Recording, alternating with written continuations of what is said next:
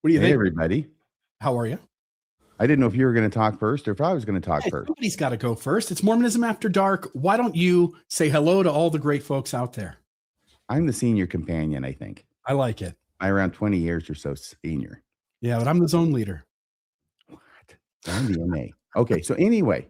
Hey, everybody. How are you doing? Welcome to Mormonism After Dark, where we are having a great time. There's been so much stuff that's been happening recently. I don't know that we'll even be able to get to it all. I mean, this shouldn't become the newscast, but you know how different organizations try and dump stuff on Fridays so it will not hit the regular news cycle? Well, that's our night. So I think a lot of times weird stuff happens, but we'll get to some of it. And you want to cover some great stuff. You had a fantastic show of epic proportions last Wednesday. 4 hours and 1 minute long. Huge tracts of land. Yeah, that was a big ass Mormonism Live. Yeah. But worth every minute of it because you're covering stuff like it's never been covered before. It is about Fanny Alger, but so much stuff, so much context. It's like one-stop shopping. It's a big store. It's like Buc-ee's, but you can get anything you want there on that subject, I think, and some things maybe you weren't planning on.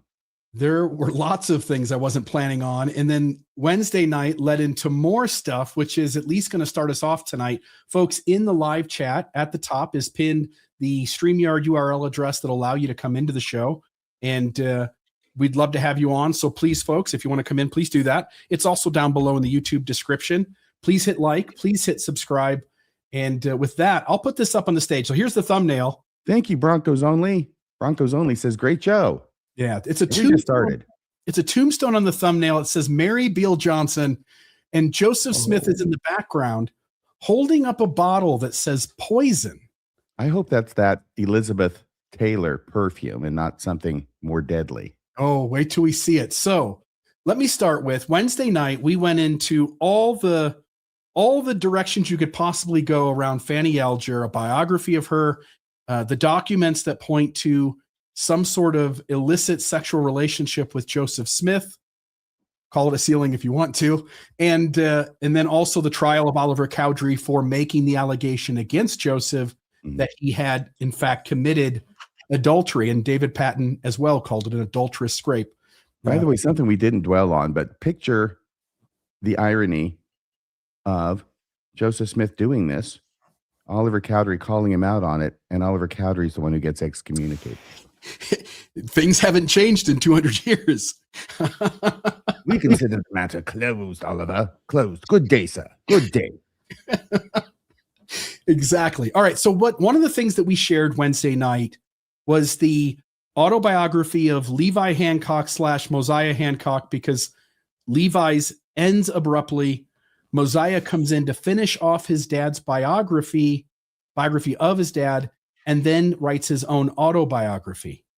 And you read this on Wednesday night. I'll put up the nicer telling of this, a little smoother. This looks like a Halloween tale. Let me read this, and we might stop at a few places, but I want folks to really understand the story, because between Wednesday night and right now, I learned some other thing that I should have caught on Wednesday night's show, because both data points were there, and that would have sent me looking. But I didn't. I caught it this morning. And let me get everybody's attention. Please. Okay. Wetted. Yes. All right, everybody. Bill is about to accuse Joseph Smith of cold-blooded murder. I am. Okay. So listen up. All right. With that. So let's put this back up. Bill laughs and says, I am. There's no doubt. But I think I'm going to be rational about it. So Levi Hancock's recollection of the Fanny Alger episode, again, caveat, it's actually Mosiah's recollection, his son, of his father telling him the story and him relaying it to us. So it says, according to Mosiah Hancock's later recollection of his father Levi's experience, Joseph taught him Levi. Again, I'll just note here, Joseph Smith initiates the conversation. As these two men make an agreement with each other on how to manipulate world events so that Levi gets Clarissa Reed and Joseph gets Fanny Alger, you all should be crystal clear that this conversation could only be initiated by Joseph Smith the prophet in terms of saying, I've got an idea. How about we do whatever that is, XYZ. Okay, so according to Mosiah Hancock's later recollection of his father Lehi's experience, Joseph Smith taught him, Levi, as early as the spring of 1832. Okay. That God had revealed the principle of plural marriage. By the way, in light of the other dates we give, that date actually makes sense. 1832, that God had revealed the principle of plural marriage. Joseph explained that righteous men were to take righteous women so that a noble generation could be born in preparation for Christ's millennial reign. How's that working out? What's that? I wonder how's that working out, that plan? It isn't going that well. We stopped polygamy at RFM and Christ hasn't come back yet. Okay. Both sides of that plan not going as planned. So sounded like a great plan. It did. He told Levi that God would not allow future leaders of his kingdom to be born through careless or unrighteous people. And again, I can go back here to the exact words. Let me do that just so we're crystal clear. When my father had started on his first mission to preach the gospel, he felt that perhaps he had done wrong in not telling. Are you on a different slide right now, Bill? Yeah, we're going back this way. Yep, right there. Going back. Okay. Yep. When my father had started on his first mission to preach the gospel, he felt that perhaps he had done wrong in not telling the prophet that he had made arrangements to marry Temperance Jane Miller of New Lyme. When father, by the way, can I just ask a question? Yes. Why would Levi Hancock think that he had done wrong by not telling Joseph Smith that he's made arrangements to marry a girl? Yeah, why? Why might the prophet not be happy if you start marrying the girl of your dreams? I mean, look, I've been a Mormon for decades, okay? And my bishop did not get involved. I did not start dating somebody or get engaged and think, boy, man, I might have gone wrong by not telling my bishop about this. Yeah, it's a weird line, but again, this is what Mosiah says. And I'll say this, RFM, and I was telling you about this, and I think this is important. Mosiah is telling us a family story. He's telling us how his mom and dad met.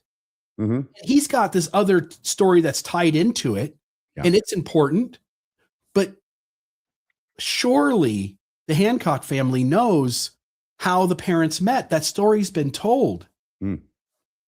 This story is a family tale. And if it's true that two men in the shadows connived on how to manipulate these two women into being interested in the other person so that they could make a deal and keep it, both sides, surely we're only getting the most romantic, softest version of that story. It's almost as good as Niagara Falls. And remember, what Joseph Smith is doing is he's going to the uncle of Fanny Alger. That's who Levi Hancock is. He's the uncle of Fanny Alger. He is a close family member. And so they're close, so he can use the family connection to lean on Fanny. And apparently it works. And it's a favor on one side because Levi Hancock is Fanny's uncle. It's also a favor on the other side because Clarissa Reed is working in the Smith home. And both of them need the other person to help make the arrangement. So again, Temperance Jane Miller, Levi is wondering if he should have told the prophet. He's worried that he should have. This Temperance Jane Miller of New Lyme. Then it says, when father returned, and again, Mosiah's telling the story, so he's saying Levi, when father returned from his mission, he spoke to the prophet concerning the matter. The prophet said, never mind, brother Levi, about that, for the Lord has one prepared for you that will be a blessing to you forever. Again, this is the initial moment where the conversation is, I've got a plan. And he tells Levi, don't worry about that temperance lady. I've got something else up my sleeves for you, young man. At that time, Clarissa Reed was working at the prophet's. She told the prophet she loved brother Levi Hancock. Now, Levi would only know that because Joseph has informed him that Clarissa Reed loves him. Why might Clarissa, she might say that just naturally. I'm not alleging this, but I think one possibility also is that Joseph, in approaching her for some sort of relationship, she notified him that her heart was already taken and that she was attracted to Levi Hancock. Because Joseph comes back to Levi and says that. Yeah, he may have known that beforehand. At that time, Clarissa Reed was working at the Prophets, and she told the prophet she loved brother Levi Hancock. The prophet had the highest respect for her feelings. I bet he did. She had thought that perhaps she might be one of the prophet's wives, as herself and sister Emma were on the best of terms. That's a really poor reason for why you might think that. You might think that, and Joseph might know that you love Levi Hancock because Joseph got to the bottom of that answer a different route. It's a strange thing to go, I get along with Emma, so I thought maybe I would end up as Joseph Smith's wife. You wouldn't say that unless Joseph Smith has already told you there are plural wives. Polygamy is a good thing. And the only reason Joseph would be telling Clarissa Reed that is if he's trying to secure her, who is, by the way, 18 years old, working at the Smith home. She's born in 1814. So when this story is allegedly happening, she's 18 years old. Can I just say there seems to be a little bit, I mean, this was written much later. There seems to be a little bit of Utah polygamy sentiment entering into this story here, I think, about one of the qualifications being you get along with the first wife. Ooh, yes. Noted. And there's no way just getting along with the first wife would give you any clue that you might make a good plural wife for Joseph Smith. Well, that some things don't even have to be said, Bill. Well, maybe. So she says she might be one of the prophet's wives herself, as Sister Emma and her were on the best of terms. My father and mother, Levi Hancock and Clarissa Reed, my father and mother, understanding each other, were inspired by the Spirit of the Lord to respect his word through the prophet. Therefore, brother Joseph said, Brother Levi, I want to make a bargain with you. If you'll get your niece, Fanny Alger, for me, for a wife, then you may have Clarissa Reed, who lives at my home, and I've got a good inn there. Joseph then says, I love Fanny. This is before the relationship even begins. What are you laughing at? Just what you said. Oh, I love Fanny? About Clarissa Reed.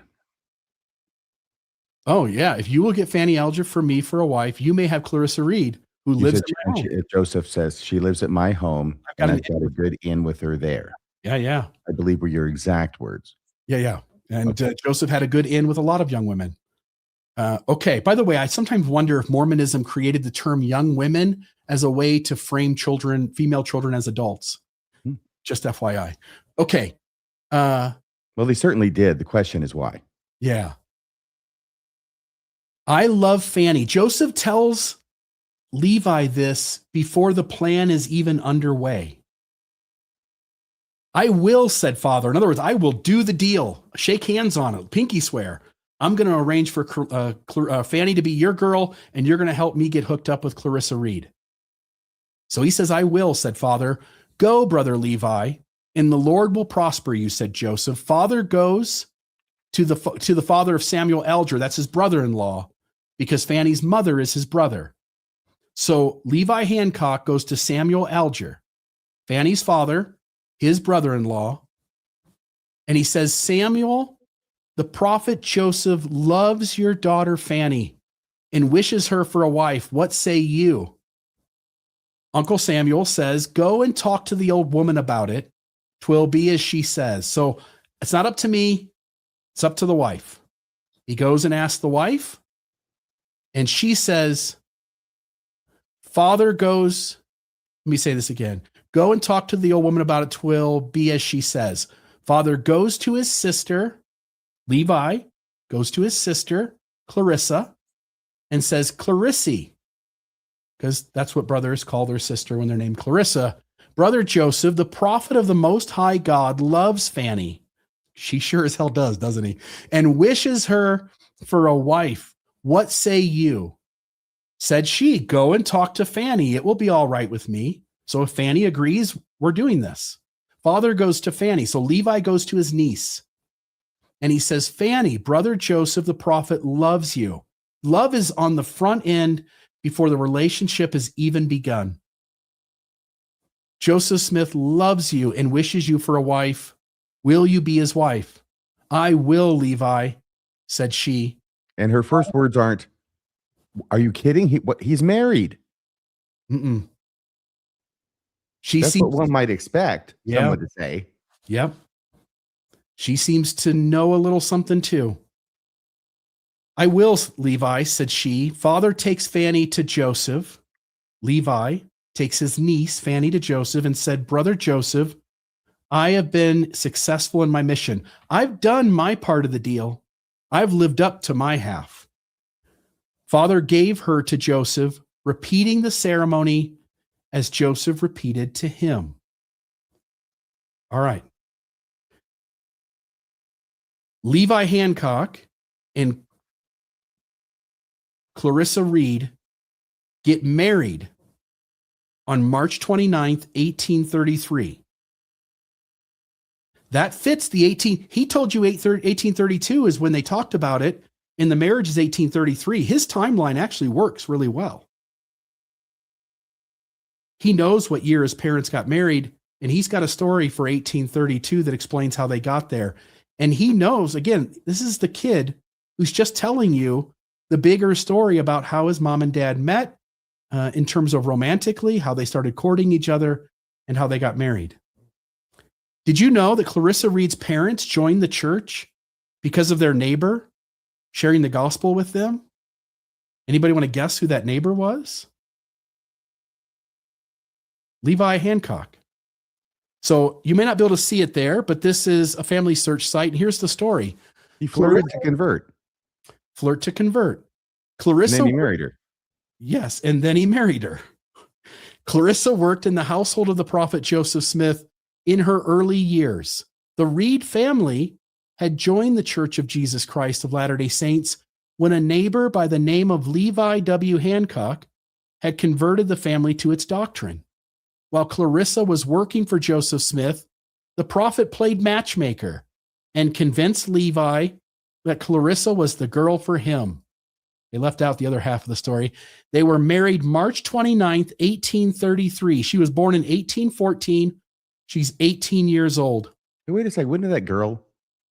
I'm sorry, never mind. Go ahead. Okay. They had 7 children. They had 7 children. Later, they were divorced, and that goes on and on. Okay. March 29th, 1833. Over here on the right, I put that same thing. The Reed family joined the church because of Levi Hancock. Remember we talked about Mark Staker?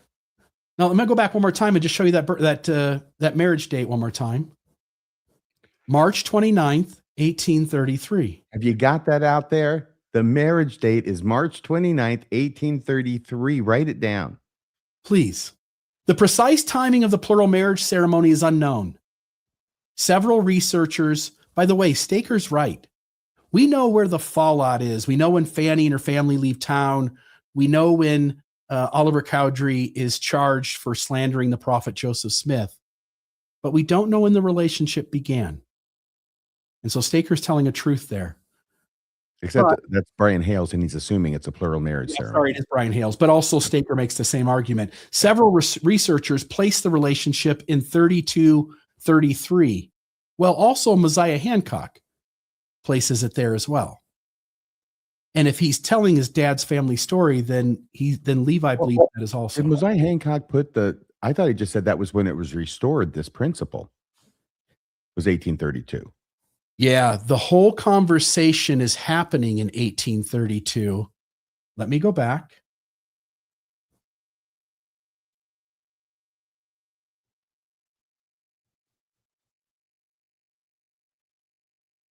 I just have to find where it says it.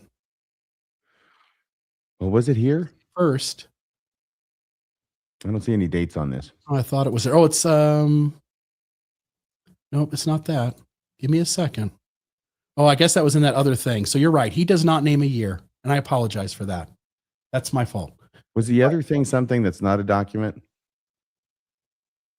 Oh, the other thing was the story being written out in a way that was much easier to read and follow, but we did fine. And it took other parts of history from other places trying to sort of tell the story with some context. But that will get us in trouble. So I'm glad we skipped that. And okay, so we go back here, March 29th, 1833. We get Mark Staker, who's saying, or sorry, Brian Hales, who's saying some researchers place the relationship in 32 or 33, but this is clearly too early. Mark Staker explains, Mary Beal Johnson to be exact, daughter of John and Alice Johnson, born in 1818. Close to the same year as Fanny Alger, lived in the Smith home. By the way, are you seeing a pattern? Lots of little young girls living in the Smith home. Lived in the Smith home at the Whitney store to provide assistance to Emma. She died March 30th, 1833. Her death was unexpected and shook up the family. I believe Fanny Alger replaced Mary as household help for Emma. If that's the case, by the way, Golding thought the same thing. If that's the case, it's unlikely that Fanny lived with the family while they were living at the store, and it's unlikely she assisted them before mid-1833. She most likely assisted them between 34 and 36 in their home up near the temple. And then Brian picks up talking about the Mary Elizabeth Rawlings Lightner, says that an angel came in 1834, but we demonstrated that at the very latest, the angel would have to show up by at least April something, early April 1831 at the latest. Because at 12 years old in 1830 and the very beginning of 1831, Mary Elizabeth Rawlings Lightner was told by the prophet Joseph Smith when she was 12 years old that she would be a future plural wife. So she didn't turn 13. She turned 13 in April of 1831, right? April 10th, yes. Yeah. So she's 12. It's either early 1831 or 1830 after April. Yep. Very early indeed. Yeah. So these if we're to believe Mary Elizabeth Rawlings Lightner, these conversations happened really early in the 1830s, and 1833 and 1834 are too late, even if Mary Elizabeth Rawlings Lightner is off by a year in her age. So again, Mosiah Hancock says it doesn't say give a year, but it's early. Here we go. We've got the Clarissa Reed and Levi Hancock marriage happening on March 29th, 1833, means that the story that Mosiah Hancock is telling has to occur before that date. So that also contributes to a much earlier funny business going on. Oh, the story about the swapping. Mary Beal Johnson dies the day after the marriage by Clarissa Reed and Levi Hancock. Picture this. Joseph Smith and Levi Hancock make a deal to procure each other a woman that the other person has more access to. Joseph does his part. He gets Clarissa secured for Levi Hancock, and they get married on March 29th, 1833. On the other side of that story, Mary Beal Johnson dies the day after the marriage, when Fanny can't possibly, according to this timeline by Mosiah, Fanny can't possibly live at the Smith home if she replaces Mary Beal Johnson. It's the death of Mary Beal Johnson that makes an opening for Fanny Alger, according to Mark Staker and according to the Golding guy that we read from. They both believe that. I have to ask a question here, and I'm sorry. It just occurs to me now that we talked about it a little bit earlier, Bill. Yeah, please. Is there not a vacancy made by the fact that Clarissa gets married to Levi? There is.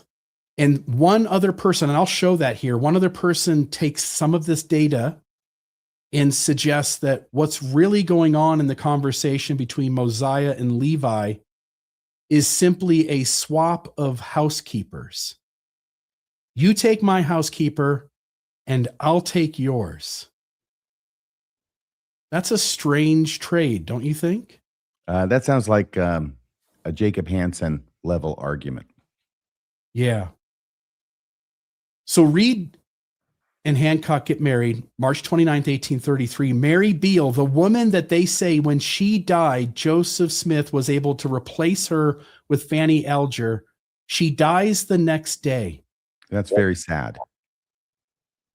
We get that. Got to remember what the guy's name is. I know this. David Golding? What's that? David Golding? No.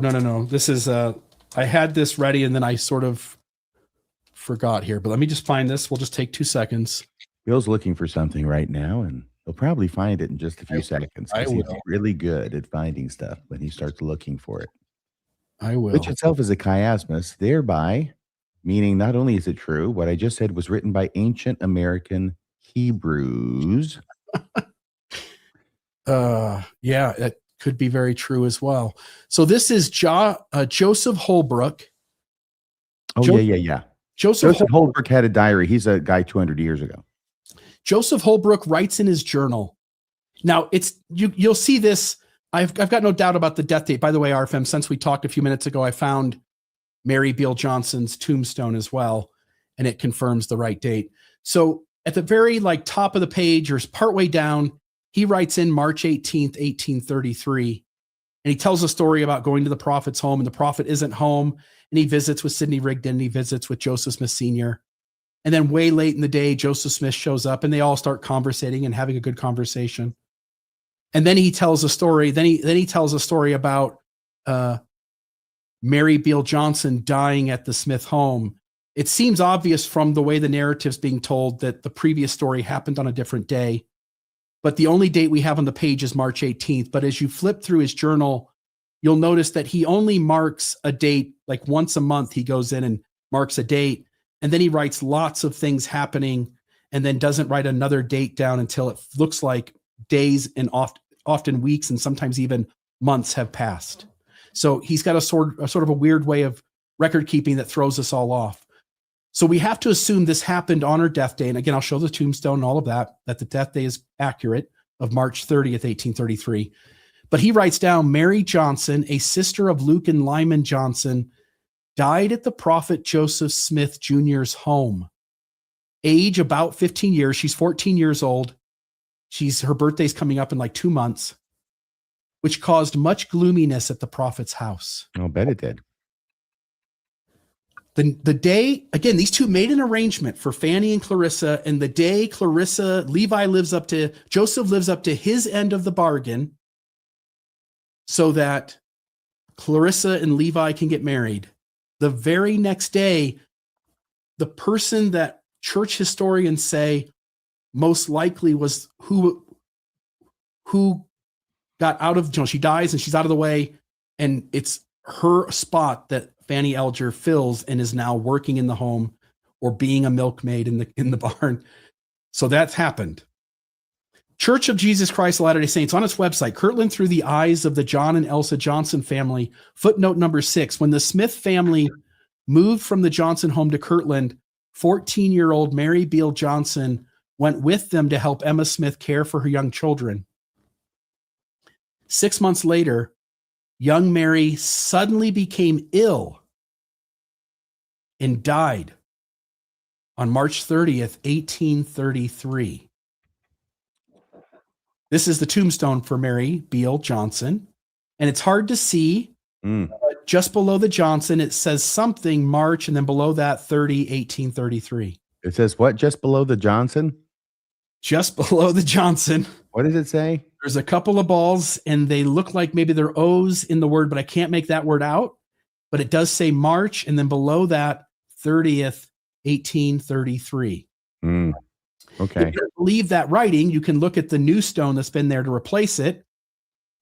I can't read that top part because of the flower, but Mary B., daughter of John and Alice Johnson, who died March 30th, 1833. Now, this person's the one who makes the other connection. They're just swapping housekeepers. Levi Hancock may have exchanged his niece Fanny for Clarissa Reed, but as a replacement house girl, not in an exchange of wives. Okay, who wrote this? Is there a name associated with this? There is not. Okay. It is just on a blog, and I didn't see an author. There was no name. I looked for that, but there was no name. It just has the date of the article, the title of the article, and the website that it appears on. Well, it's very important that when you get a house girl, that they profess their love for you and that you profess your love for them. Yeah. Levi Hancock may have exchanged statements of love are a big deal. Fanny for Clarissa Reed, but as the replacement house girl, not an exchange of wives. Levi married Smith family house girl Clarissa Reed on March 29th, 1833. The following day, another Smith family house girl assisting Emma, Mary Beale Johnson, died of illness. Dun, dun, dun. These two closely paired events would have left Emma, who was still recovering from her life-threatening labor and giving birth to Joseph III. By the way, remember when William McClellan said, you'd be surprised about some funny business that was happening? Yeah, going back to when you were born, Joseph Smith III. I thought he was born in 1832, according to that statement. Yeah, the birth happened in 32. She was still recovering for it for several months. And so we're probably into 1833 when this is being talked about. It's really nice that Emma could have all that help from all these young girls. Yeah. I mean, not everybody got to have all that help from all the neighborhood young girls living in your big house with your husband. A lot of teenage girls worked. A lot of teenage girls worked in that home. Ooh. So, and perhaps bereft of household helpers almost overnight, Levi Hancock's marriage to Clarissa contributed to this deficiency. In exchange for removing Clarissa from the home in Emma's time of need, he would have done well to arrange for his niece to take her place. Now that makes sense to me. This is, I think, number one, I think this is a much more likely story. That you're interested in Clarissa Reed and you have asked her to marry you. So she's going to move out of the Smith home and move into your home full time because she's your wife. But you've left Emma struggling, who's already struggling anyway. And so you suggest, like, hey, I'm taking this girl to marry her. Why don't you take my niece, Fanny? Fanny, would you mind being a housekeeper for the Smiths? Sweet. That story should replace the story that the church historians tell, because if you think about this from the church's perspective, in Emma's time of need, he would have done well to arrange for his niece to take her place. Such a substitution would account for the coincidence of Levi's close connection with the two of the Smith house girls and dovetail with Eliza Jane Webb's statement that Alger lived in the Smith household for several years prior to 1836. Mosiah Hancock perhaps misunderstood these inter-family movements through a lens of later Utah polygamous norms and conflated his parents' 1833 marriage with a later marriage or relationship between Smith and Alger. Now, there's no evidence of that. And again, if anybody's to know what Levi's parents, what their relationship, how it started, what the family tale is, he's as close as anybody besides the parents themselves. But history suggests that Fanny was moved into the Smith home, again, to replace Mary Beale Johnson, according to church historians. But as you point out, RFM, I think it's much more likely that it's Levi Hancock realizing he's leaving the Smith household short. Is Mosiah entirely wrong? Hence, the ceiling narrative can't be trusted. In other words, one option we have in the story, and I think it's the most rational. Can I just say, please? They are swapping housekeepers, but they're also swapping wives. Yes. But what this narrative is suggesting is that Levi's romantic interest in Clarissa starts first, and then she moves in and she's keeping house. This makes an opening at the Smith household. Fanny goes to work at the Smith home, and Joseph develops a romance with her and has the illicit relationship in the barn. But because of the way Levi tells this story, it doesn't add up. Because he says Joseph says he loved her and they were going to do a swap, that doesn't work. So you still have to come up with a narrative for where the sealing took place.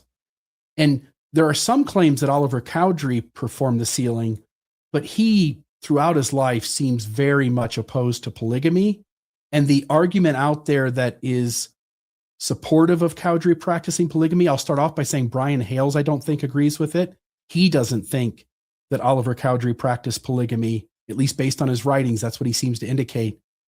And the evidence for it is evidence that came really late and started from a statement that Brigham Young made 27 years, 30 years later.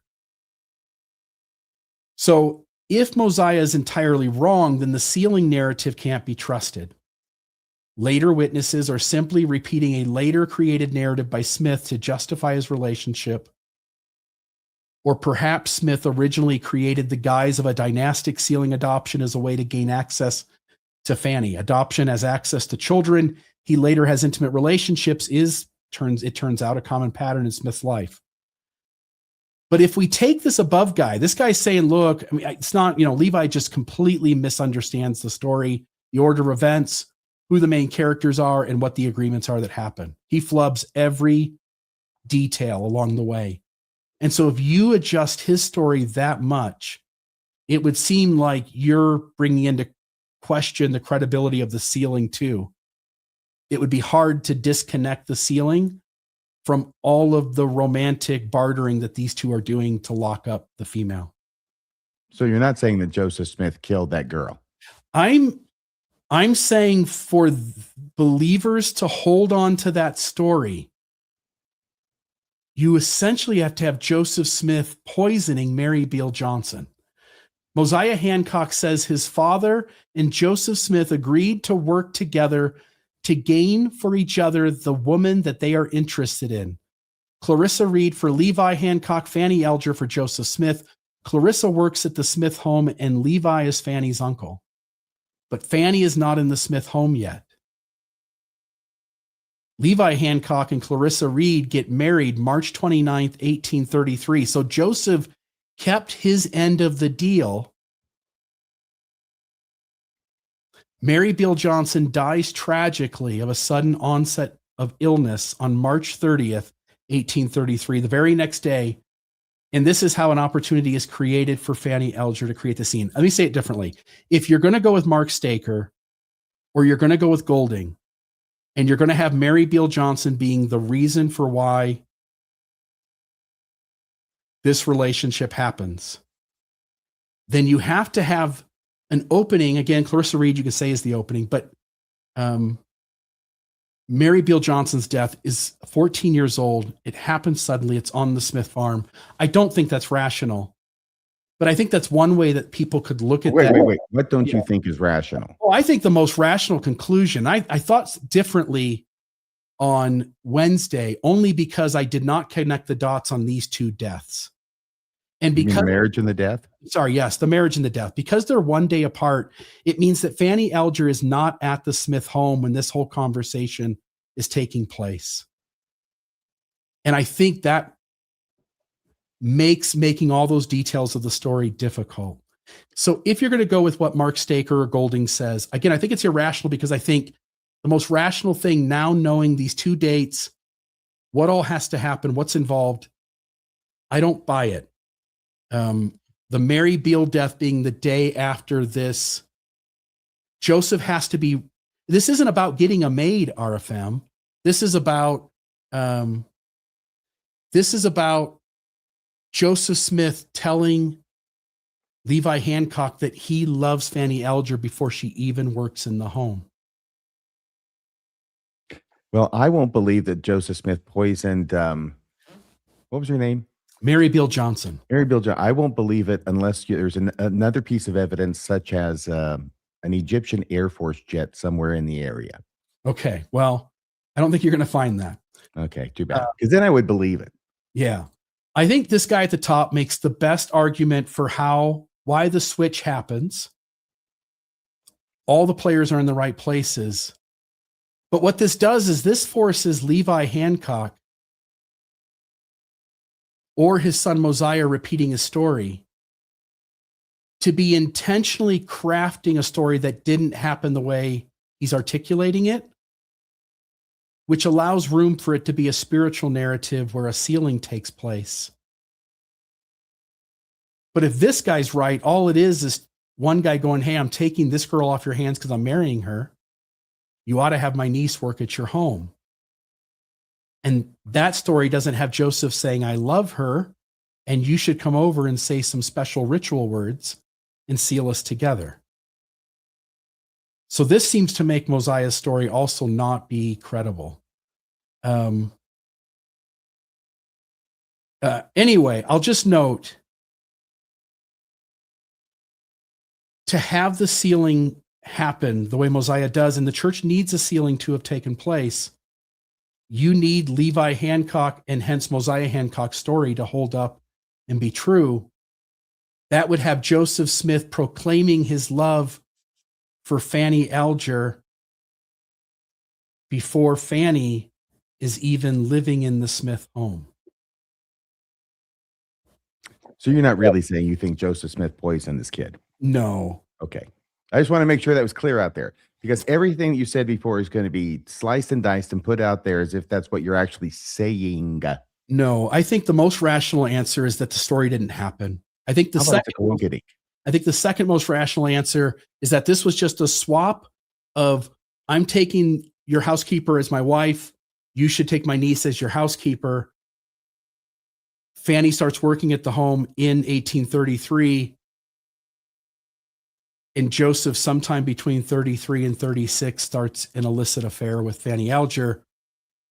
And there isn't a sealing because nothing about Mosiah Hancock's story adds up once you know that they got married in 33 and Mary Beale Johnson dies in 33. Mm-hmm. So there is a retroactivity of inserting the Utah Mormonism into what Joseph Smith was doing, including like the thing I mentioned about it would be a good thing because I get along with Emma. So everything would work out great for me to be a plural wife of Joseph Smith. Yeah. As well as possibly, and I think even likely, putting a ceremony back into it. Yeah. Retroactive spirituality in the adulterous relationships that you have. Yeah. Yeah. Okay. We've got Miriam Moore. We cycled through 3 people below. They were, and they left. My story was Nathan Hinckley. The first one was, oh shoot, I can't remember, but I saw him down there, and he's gone. I hope you'll come back. Nathan, come back, and the other guy, come back too, please. Miriam, are you there? We don't hear you, so I'm going to take you back down. Miriam. Something else crazy happens in Mormonism the last day or two. Do you want to talk about that? I don't know what we're talking about at this point. Okay. I'm sorry. Something crazy happening the last day or two? Yeah, this thing. Oh, you need to talk about that because you know about that. You looked it up. No, I don't know about this. I didn't put this in there. No. Okay, let me say it. Let me show it differently. Okay. How about that? Oh, yeah. Thank you. So the church today, what the church does is apparently they've been really getting a black eye from this guy who is a former bishop talking about getting advised by the church hotline not to report the abuse. And the church actually on its newsroom, which is now its apologetic site, apparently, part-time apologetics, on the newsroom today, I believe it was today, put up a response to this because they've been taken in the shorts. Talk about a black eye. You looked it up and you said, yeah, this guy has like millions of subscribers. By the way, please subscribe to this show if you haven't already. We want to have millions of subscribers too, if it's not too much trouble. And all you have to do is click that little button. Okay, so he's got millions of subscribers. People are finding out about this. It's viral beyond description, right? And so now the church is concerned enough about this that they're taking the rather drastic and somewhat unprecedented action of filing or publishing a response to this on their Facebook, not on their Facebook page, but on their website, on their newsroom, getting it right, clarifying claims about the church abuse helpline. And they say a recently circulated social media video features Bo Euler. Is it Bean? It's Bo, isn't it? Oh, Bo Euler. Mm-hmm. Now, listen, that this is not just about how great the helpline is. It's specifically in response to this. They actually say this. He's a former bishop of the Mormon Church, recounting an experience from more than a decade ago. In other words, how can he remember this? Involving a member who confessed to abuse. His account includes serious allegations about the church abuse helpline. Because those allegations are not supported by the facts, additional context from contemporaneous records is necessary to correct the record. This is what the video claims, okay? And if you go to the next here, I can probably do this. If it's can you go to the next one there, Bill? You can't do that, but I can scroll down. Oh, you have it actually up. Okay, never mind. What the video claims and now what the records show. Helpline records from August 2013 directly contradict this narrative. Hold it. Stop the presses. What the fuck did you just do, Mormon Church? You just proved that you are lying again. Because not one, but two of your official representatives, one of them being Paul Ridding, was 2 or 3 years ago in a separate case in which they presented signed sworn statements. And in those cases, the plaintiffs were wanting to get those records. We want the notes. We want the records that are kept of the call that involved this case. And the response was, we don't have them because all the records are destroyed at the end of the day. Signed, Paul Ridding, under penalty of perjury. I swear that this is true. Now, what did the church just do here? In order to try and take care of one problem, they stepped in it, and they've proven that they're liars yet again. How is it that if the LDS church and the helpline destroys all the records at the end of every day, how can they go back now to 2013, 13 years ago, in order to look at the records to contradict what Euler is saying? This is a huge fuck up by the church. This is a rookie error. Do they have nobody with 2 brain cells to rub together to counsel them? I was actually throwing it to you with that one, Bill. Were you looking up something? Yeah, I'm only pausing because I wanted to find Ridding saying this. Well, I have it in a slide down there. I have all these things in slides down there, just so you know. Okay, well, let me put your thing up. So all I saw were chats after this story. Nope, hang on. Let me keep going. Yeah. That's what threw me off. Otherwise, I would have used that. What the record shows, helpline records from August 2013 is what we just showed. Hang on a second here. That was yours. What the video claims, getting it right. Here we go. This is it. Okay. Takeaways from the AP's investigation into the Mormon Church's handling of sex abuse claims. Associated Press, December 4th, 2023. That's just a little over 2 years ago. Dateline, Haley, Idaho. Paul Ridding, Rytting, who should have a complaint filed against him and probably be charged with perjury. Paul Ridding had been director of the Risk Management Division at the Church of Jesus Christ of Latter-day Saints for around 15 years, okay, when a 31-year-old church member told him that her father, a former bishop, had sexually abused her when she was a girl. So that's the context of this. Okay. The earlier AP investigation found that the helpline plays a central role in the cover-up of child sex abuse in the Mormon Church, even as the church claims its purpose is to provide bishops with guidance about sexual abuse reporting requirements. Initiated in 1995, when financial claims for sexual abuse against religious institutions were on the rise, the helpline fields calls from bishops about child sexual abuse and directs the most serious cases to attorneys with the firm of Curtin McConkie, which represents the church. According to the church, all information about child sex abuse passed from the church members to their bishops is confidential under the clergy penitent privilege, and all information passed from the helpline to church attorneys is confidential under the attorney-client privilege. Meanwhile, Ridding and other church officials have said in sworn testimony that the helpline either keeps no records or destroys all records at the end of each day. I'm going to say this again. This is from an article in December of 2023. Wasn't it December? Yep, December of 2023, 2 years ago. Meanwhile, Paul Ridding and other church officials have said in sworn testimony that the helpline either keeps no records or destroys all records at the end of each day. And I want to know, if that's the case, how can the church go back to 2013 and look at records from the helpline in order to write this article? When Elder Holland sits down with the BBC guy and the guy goes, did Mitt Romney make penalty oaths in the temple? Elder Holland answers a question about the past with an answer that only fits the present. Yes. Are these the kind of games the church plays when it gives its testimony about things? Because there's no way that it's always destroyed its records. We felt that was probably a lie, but now the church is admitting it. Yeah. They are fucking liars. Let's look at some of the things that they were able to look at when they pulled their files of these records that were destroyed at the end of every day from 2013 August. Let's see. Mr. Euler contacted the helpline 3 times over a 3-day period. Wow. How could they tell that when they destroyed all the records at the end of the day? And spoke with both an attorney and a licensed social worker. This sounds detailed. At the time of the initial call, helpline personnel understood that a therapist had already reported the abuse to civil authorities. Well, they could have only known that from Euler himself, if that's true.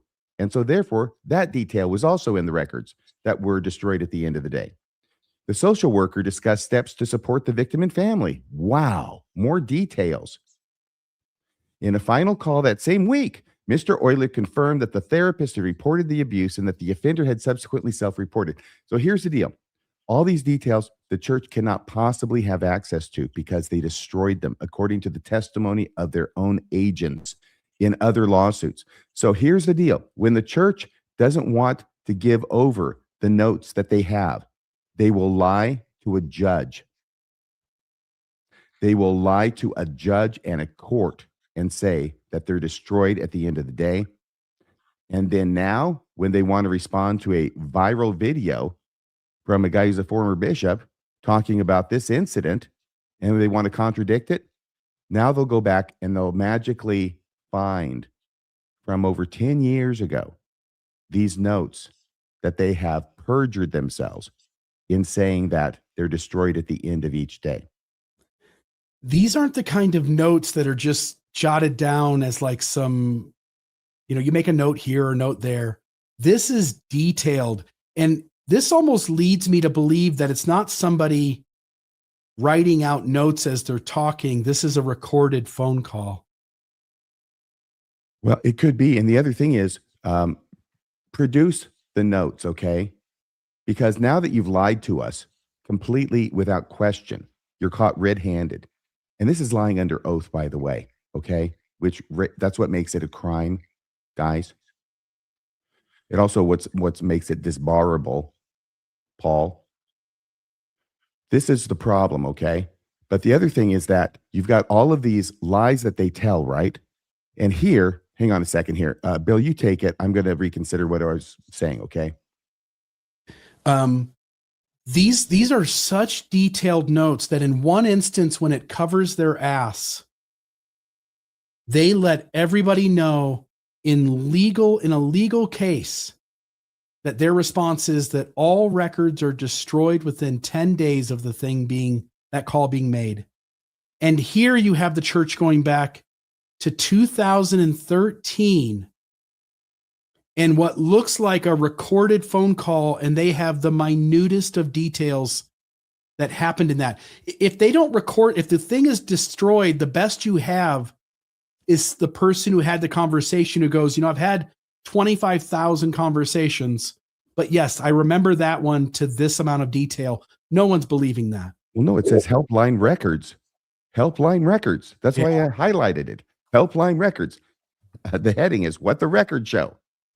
Yeah. Helpline Records from August 2013, which cannot exist if you were telling the truth under oath, Paul. It's a recorded phone call. They've got every single thing that was said.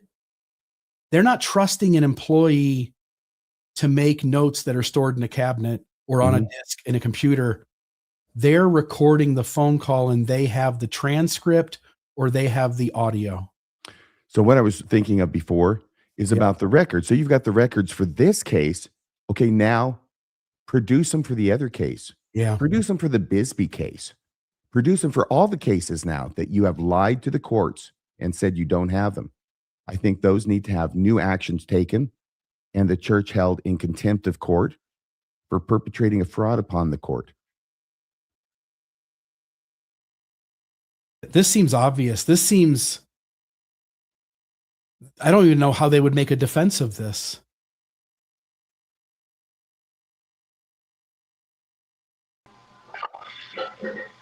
How would you make a defense of this, Rando? How are you doing? I'm good. I just had an additional thought. I saw someone in the live chat comment this, and I want to see what you think about this, RFM. So if the church is alleging that they can protect these records under attorney-client privilege, the client, one of the clients in this instance would be Bo. And they have now revealed details from these notes about their representation with Bo. If an attorney was on these calls and they're using the privilege to protect confidentiality, I think, I mean, I'm just speculating here, but I think Bo may have a legitimate violation of attorney-client privilege claim for professional. What do you think? No? No, I think he opened the door to it when he made his video. In other words, he's not allowed, I don't think, to give his version of what happened in this conversation. And then that opens the door for the church to say, okay, no, that's not what happened. This is what happened. I think that opens the door for it. Wouldn't it at least entitle him to the notes? Because here's the other thing. There are people who are accepting the church's representation of what these notes say. They're not produced for anyone to review. It's not like it's not like they've produced the entire file also, so that people can see well, maybe there's records that support Bo's version of the events too. Because the church is very careful with how they word things in these press releases. Oh, yeah. They didn't produce the documents. They produced their interpretation of the documents. Exactly. Of the alleged documents. If he's represented by the church lawyers, he has as much right to have these as his way of handling anything around this case as well, right? He actually has more. He actually has more. Attorney-client privilege protects the client, not the attorney. Right. No, I think that now that he knows that they exist, that he has the ability to sue to get them. Smart move. Well, they're right here.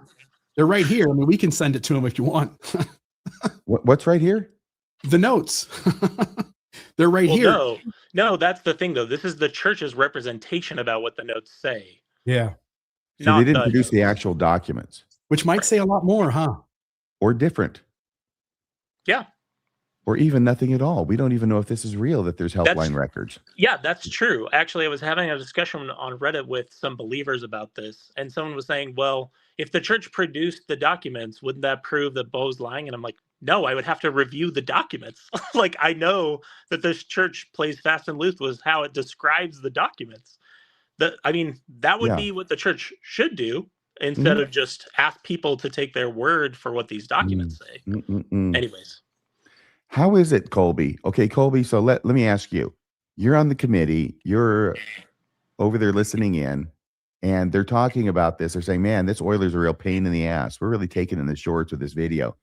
I tell you what, here's an idea. Why don't we go to the records and we'll contradict him in an article put up on the newsroom? What do you think about that, Rando? I just think it's bad. Yeah, I think it's a really bad idea when you've had, I think the last declaration I saw from one of those church agents was from 2022. So they're directly contradicting their previous representations, as you guys said. You just made them into liars. Yeah, or they're playing perjurers. And I'd say liars. Perjurers is much worse. I guarantee what it's going to turn out to be is they have some secret definition of a term that they're using in that sentence in how they're describing it. It's like What I told record? you earlier. It's like I told you earlier on the phone, RFM. It's exactly like Hinckley did with tithing and invested reserve funds with being vague about the terms. You mean in the records where Paul Ridding signed off on it? Yeah, in other words, I guess what I'm saying is there's going to be some technicality that will give believers some ground to stand on, almost certainly. Like, I don't think it's an out and out lie. I don't think they're like fabricating what these documents say. The documents probably exist, and they're going to hang their hat on some technicality of the way the question was phrased to Paul Ridding, and that there are different sets of records or something like that, that he was only directly answering the question he was asked. I think it was a sworn affidavit, but I haven't seen it. Well, there was also depositions, because I was pulling them and looking at them today. Okay. Those were of a guy called Van Komen, though, not Ridding. But anyways, my point is just there's going to be some technicality, I know, because the church always plays these weird word games to justify. The question is whether it will succeed, and I don't think it will. I mean, it didn't fare too well with the SEC, did it? So, no. Anyways. This is bad news for the church. And so in order to get themselves out of the frying pan, what did they do? Nothing? Yeah, pulled the records and contradicted what they've been saying for the last several years. Yes, they dropped themselves into the fire. It's funny that anytime their liability is at stake, they don't have the records. But then when they need it to protect their integrity, supposedly, they do have the records. Wow, this is what everybody needs to hear. Okay, this is Exhibit A yet again. Might be Exhibit Z by this point, but this is another smoking gun on the fact that the church will tell you what it is, whatever it is, that's in the best interest of the church, even though it's one thing on one day and it's completely the opposite on another. We see this same thing with the apologists, right? Like, how often have we pointed out, either with Jacob or Austin Fife, as we've been doing that series, RFM, that they will sometimes, like, in the same paragraph on the same page, contradict themselves, because that's what you've got to do when you have to force the facts to fit the conclusion. Your arguments have to get all jumbled up. You can't think straight. I did screenshot this page mainly because I thought it might disappear. Yeah. My phone's gonna die, so I will let you guys go and listen on in. Charge it up for tomorrow morning. We're recording. Okay, see ya. All right, good night. There's no doubt, Rando. There's no doubt, RFM, that this only says the parts that the church wanted to say. Like, there are things said in whatever their record is, however it's filed away, that they didn't want the whole thing to be shown. They didn't want to acknowledge they have recordings. Whatever it is, this is what they wanted you to see. It's too bad the church has nowhere near the reach that Euler has.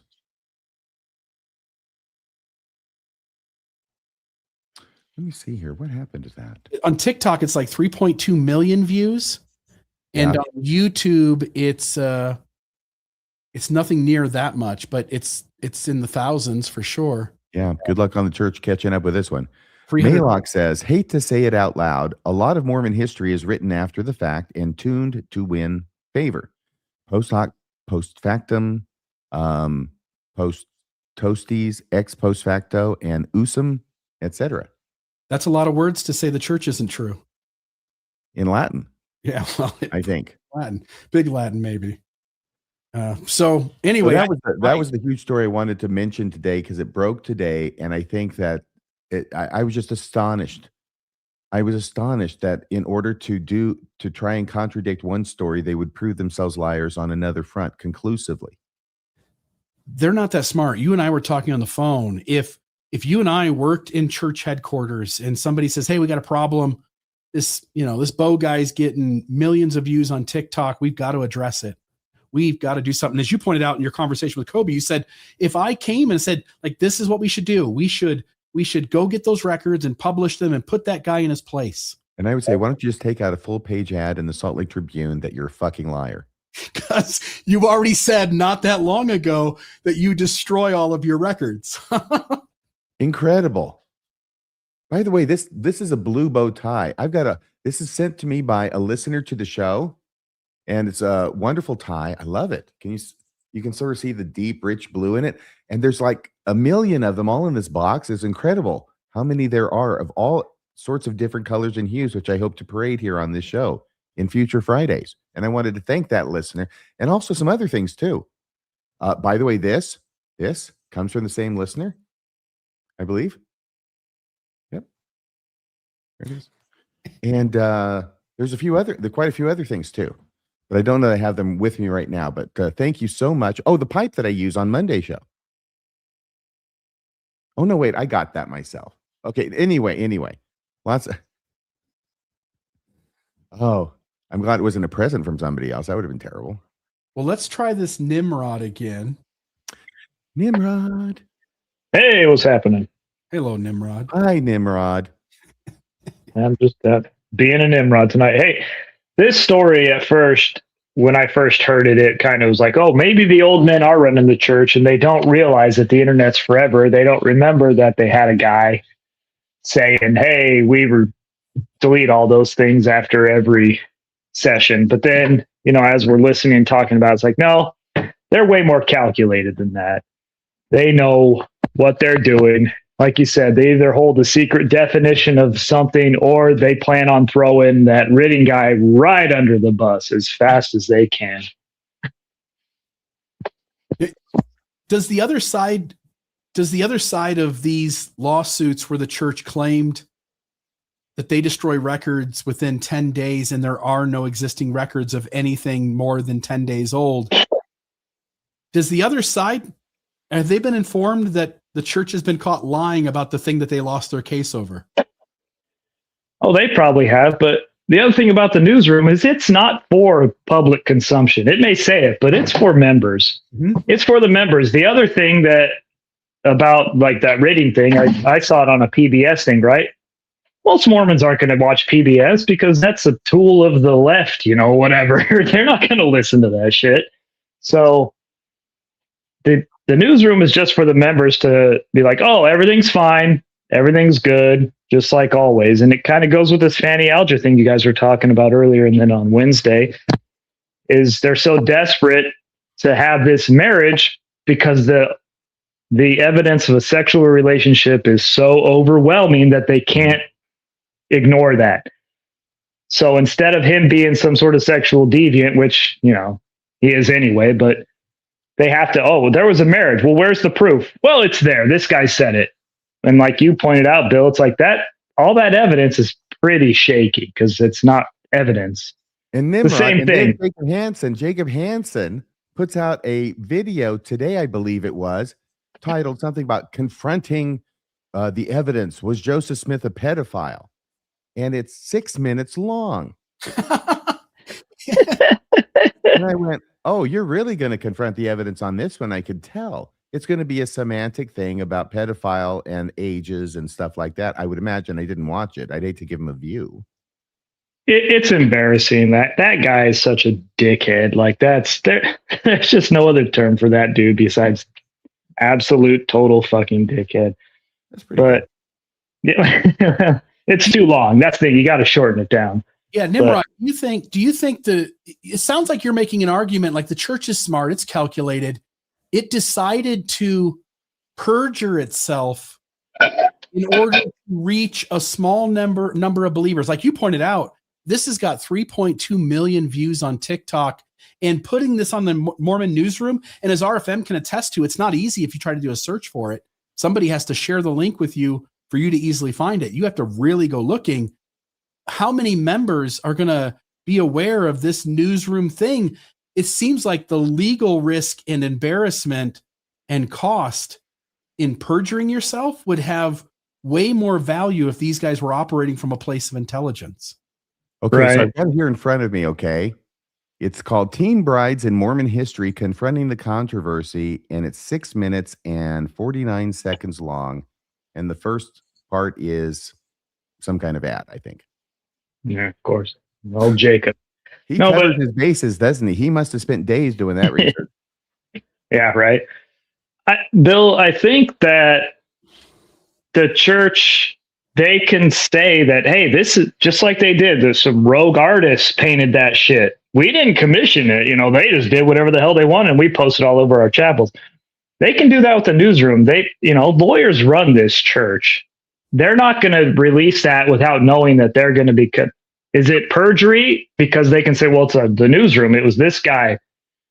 We didn't say that under oath. I don't know. I'm not a lawyer, RFM, obviously, but it's stupid. Like, we all see it, and there will be some members that will see it too, for sure, because we all eventually notice it. But there's going to be a lot that they don't know either of these stories, and they don't care. If the church, that will always be the case, Nimrod. If the church throws Ridding under the bus, I would imagine Ridding's going to be motivated to tell the truth. They'll give him a settlement. They don't care. I'm sorry, Ridding's motivated to do what? RFM, if they say that was just a rogue lawyer saying a bullshit thing, that's not going to fly. First off, Ridding is going to not allow himself to be thrown underneath the bus. And Ridding is the one who ostensibly would be accused of this. Totally. I could see them blaming some intern at church newsroom too. Honestly, it's not about what anybody blames except for Ridding, right? Yeah, but there would have to be who asked to say I wasn't lying when I swore to this. Okay, that's true. But isn't he also going to speak out loud about the church being the one who told him to say that? Well, you see, that's where it follows, because naturally he would say, oh, I didn't know this. Well, how did you know it? Well, somebody told me. Well, who told you? And then you start working your way up from there. But it's the whole thing with the SEC. Oh, we got bad advice from lawyers. And how many members believed that shit? And just said, oh, they got bad advice from lawyers, instead of the next logical question, well, why aren't the lawyers being, you know what I mean? So fired. Unfortunately, it's not going to go anywhere with most people, and it sucks because this is a blatant. Everybody on this side of it is ranting and raving because it is such an honest bullshit lie, But hey, Bill, it's frustrating on a Friday night when it's having good buzz. By the way, remember, the church isn't the one. Church is not on the record anywhere saying it was rogue lawyers. That's what we all do inside as believers, is we twist the words to make. They indicated they did say that on that church newsroom release. Again, the newsroom. They equivocated and said we had advice from lawyers. We followed advice from lawyers, right? They didn't say the lawyers gave us the wrong advice and we took the wrong advice. They said we followed the advice of our lawyers to give that impression. But the actual order itself, which was negotiated between the parties, doesn't have anything about that in there, which means they never raised that as a defense during the investigation. And once again, this is complete bullshit by the church. If you're Tim Kosnoff right now, you've learned today that the church has been dishonest about this whole thing. And I got to imagine by this point, he knows. Well, yeah. Because I told him this afternoon. Yeah, like I imagine he knows. So, there is a process in the legal system for when you can demonstrate that someone lied under oath and that affected the case, that the case is in fact reopened and the entity that lied is punished for lying. Yes. And I hope that happens across the board wherever they have interposed this lying affidavit by these liars who lie for the church and at the direction of the church. There's no reason for them to lie except for the church tells them to, because we don't want to give up these notes that we keep. So therefore, we're going to lie and say we don't keep any notes, and they're destroyed at the end of each day. We'd like to believe that, but honestly, we look at the current political situation and we're getting lied to every damn day. And, they don't care about that. So I doubt they're going to go after a conservative church like the Mormons. Yeah, everybody's lying. RFM, this would have been different if Bo would have been a bishop last year. They might have had an out and been able to say, we actually changed our policy 12 months ago. We actually keep records now. Yeah. Bo's from 2013. Yeah, they're actually Nimrods on Mormon Reddit. Nimrods on Mormon Reddit who are saying, well, hell yeah. Hang on, Nimrod. Because I said Nimrod's on Mormon Reddit. Are you on Mormon Reddit, Nimrod? No, I'm on ex-Mormon Reddit. Okay, there are rejects over on there on Mormon Reddit okay, who are actually trying to say, well, the church must have changed its policy. And I put a comment up there. I said, are there really people here who are saying that the church change its policy and retroactively undestroyed notes that were destroyed at the end of each day in 2013. God works in mysterious ways, RFM. You know that. Damn it. It is like, I mean, I know when you're desperate to believe something and you've got to defend it no matter what, but really, come on, guys, try a little harder. Yeah. I appreciate it, guys. I'm going to jump off. I've been on for a long time. Thank you. Nimrod. Thanks for joining us. See you later. I can't imagine a world where this doesn't bite them in the ass for making this blunder. This was, Yeah. There are so many times where the church just keeps its mouth shut when it's being made fun of or criticized or a light is being shown on it. It's usually the best strategy. We consider the matter closed. Yeah. And in this instance, it is like, we are not going to let that guy get away with this. We have the truth. And for once, maybe they do, except in showing Bo that he was wrong. You showed 8 billion people on planet Earth that you're a fucking liar. Yeah. Hang on a second here. Insane. Because there's something my dad used to tell me, okay? And actually ends up being from Henry VIII, Act 1, Scene 1, probably the crappiest play that Shakespeare ever wrote. But it's got a great line in it, okay? Which is, when you're trying to get back at your enemy and you're trying to do the revenge thing on him, don't do it in such a way that it comes back on you, okay? And the way it's put there is, heat not a furnace for your foe so hot, okay, that it do singe yourself. Gonna make a fire for your enemy, okay, but don't make it so hot that it burns you too. That's the idea. And that's what they've done. They figured, Euler, he's our enemy. We're going to make it hot for him. And they ended up making it even worse for themselves and going to Hamlet. They're hoisting themselves on their own freaking petard. This is what happens when 15 geriatric men make a decision based on ego, and all the underlings are just blind sheep who do what the hell you tell them to do. Guys, let it go. Let it go. You've got to let it go, because let me tell you what you've just done. All right. Not only have you been confessed to lying in the most embarrassing and obvious kind of way. Okay. And probably just automatically almost revoke the bar licenses of these guys if they're lawyers, and I think they are, and maybe be sending them to prison and facing criminal charges because of this brilliant move on your part. Okay. The second thing is that this other thing by Euler was dying. I don't care how popular it was. It's dying, but now you just reignited it. And now whatever it is that you said is going to be part of his next video, which is going to get millions of views. So good job all around, guys. Sometimes this entity is brilliant in how it handles an issue and keeps the members sort of going like, oh, that makes sense. In this instance, it fucking didn't remember collectively, 15 men in a room and 100 people behind them.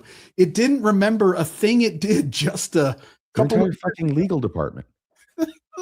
Nobody has any sense. You're all idiots. And I'm sorry to say that, but you are. Well, and the thing is that, so they step in it worse here, right? And they've made everything worse because now it's going to recycle and everybody's going to get interested in it again.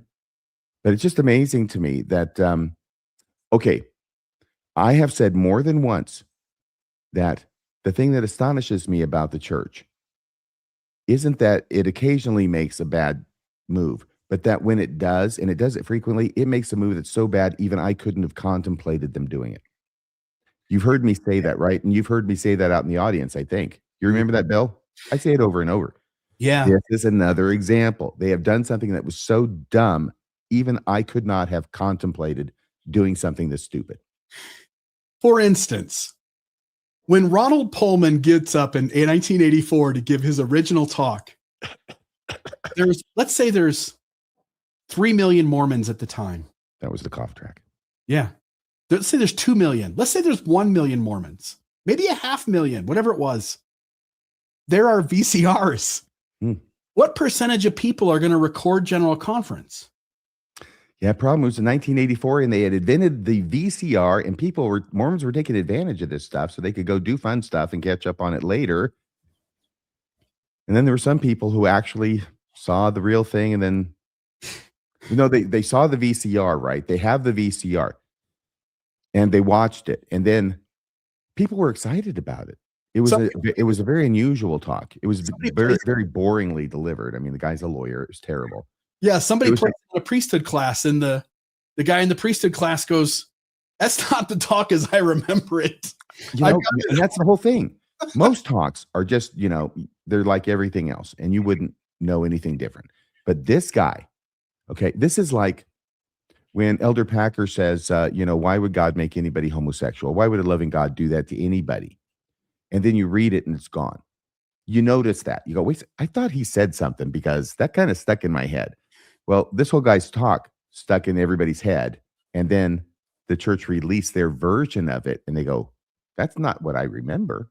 This was the best talk of conference. This is like when Elder Uchtdorf got up and said, so there have been times when leaders have made mistakes of doctrine, policy, and, and everybody goes, I remember that. Like you just said, RFM. Yes. People recorded the talk on their VCR. And then the church says, no, I think we could pull this off. We're just going to put them in there. Have them in the back of the room says, hey, I got a great idea. Let's have Elder Pullman go back into the conference room and read an altered version of his talk. And then we'll have people back there cough. So it sounds like everybody's there. We'll stick his talk where it went in the regular lineup, okay, of people. Of course, we won't actually have any people from the choir behind him because there's nobody there, okay? So when the lights go down, we can't do that. We just have to have him show up with the lights off. And it's a foolproof plan. Nobody will be any the wiser to it. There aren't 7 people in the conference center when he redoes his talk. And they would have been better off if you and I are sitting there, we're not happy with Ronald Pullman's talk. Mm-hmm. Any decision is better than this. Record it without a cough track and leave a statement that you have requested Ronald Pullman due to the talk having issues of being re-recorded with him being corrected on. Again, you're embarrassing him for sure. Yeah. Leave it out completely. How about just be honest? Totally. But they're not going to do that. Leave it out. That's what I mean. We wanted him to change it. That's a better option. Yeah. In the age of technology that can record the talk, by the way, you can go back further than that and talks could still be recorded in ways, but you record the talk and you allow people all across the world to go, that wasn't the talk he gave. And then to this day, again, you're trying to solve a problem in 1984 and you ended up creating a problem that lasted from 1984 till fucking Jesus comes back, which will be forever. Yeah. People are still talking about this talk. This is the most famous talk in General Conference, thanks to you guys. Any solution would have been better than this solution. And they do it again here. They do the thing that you and I in a room would have gone, don't do that. I know that was a good idea you thought of. Great. Do you know that 3 years ago, we told people we destroy these records every 10 days or less. Mm-hmm. The AP did a big story on it. Resendez, remember that guy? You're trying to solve a thing that's already, like you put out, it's already ran its current. He's got 3.2 million views on TikTok, and you put a hard to find response on the church newsroom. Good job. You think Michael Resendez doesn't know about this already? He's not writing something? It's going to be interesting to follow. You tried to solve a problem where 3.2 million already saw a thing by doing the next move, which allowed 40,000 additional people to have their feelings changed a little bit. Oh my gosh. I really think that they should hire me at the church office building. Actually, just contract work, okay? I'll be of counsel. If you got a decision to make, just give me a call and I'll try and keep you from fucking things up so bad, okay? Mormonism is the only place where 15 people are exponentially dumber than one.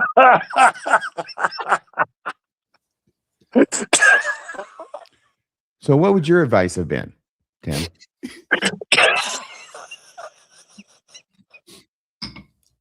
The combined, any one of them probably has an IQ of at least 90, and probably several of them over 100, maybe 105. Okay. But the 15 of them combined have an IQ of like 53. You're killing me. You guys are killing me tonight. Okay. My advice, don't print it. Don't lie. How many more people are going to watch Bo's video? RFM, you pointed to this. Another 100,000, another 200,000.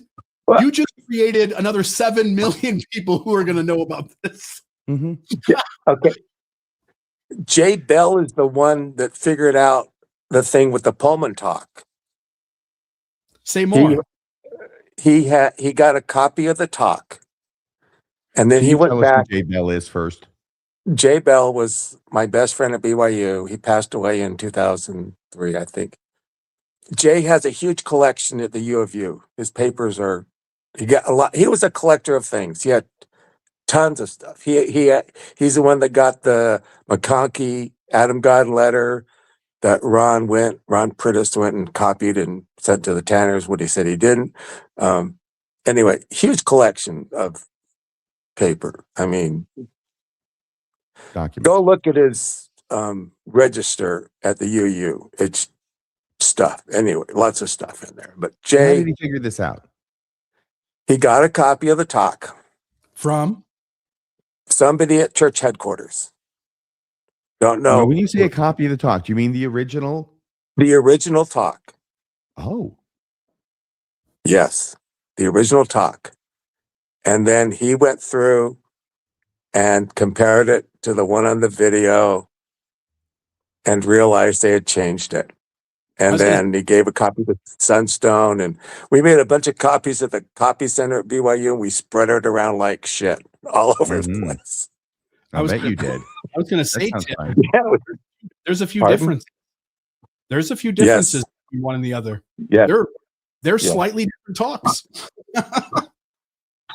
Yes. For everybody who doesn't know, the thumbnail version of this is, and you can find it on the internet anywhere by Googling, Elder Ronald E. Pullman, 1984 General Conference talk. You don't have to do that much and you'll get it. But the talk he gave said that the time will come, if you're faithful, that you will outgrow the need for the church. And that is it in a nutshell. And when the church heard that, apparently they weren't like reviewing these things before they were given. They're hearing it for the first time as it's going out of the podium and into the air. And they freaked out and they rewrote it or had him rewrite it. So it says exactly the opposite, which says you're never going to outgrow the church. So don't even think about it. That's the difference between the two talks that were given. Can we play a little bit of it? Would you mind if we did that for a second? No. Yeah, let's put this up here. Take this down, put that up. Make this big. The first quorum of the 70. Here he comes. That's the real one, by the way. You see the choir behind him? My remarks this morning are directed primarily to those of you who have accepted the gospel and are members of the church, and to those of you who may be seriously contemplating such acceptance and membership. Mm-hmm. Both the gospel of Jesus Christ and the church of Jesus Christ are true and divine. However, there is a distinction between them which is significant, and it is very important that this distinction be understood. And there is an essential relationship between them that is significant and very important. Of equal importance is understanding the essential relationship between the gospel and the church. Failure to distinguish between the two and to comprehend their proper relationship may lead to confusion and misplaced priorities, with unrealistic and therefore failed expectations. This in turn may result in diminished benefits and blessings, and in extreme instances, even disaffection.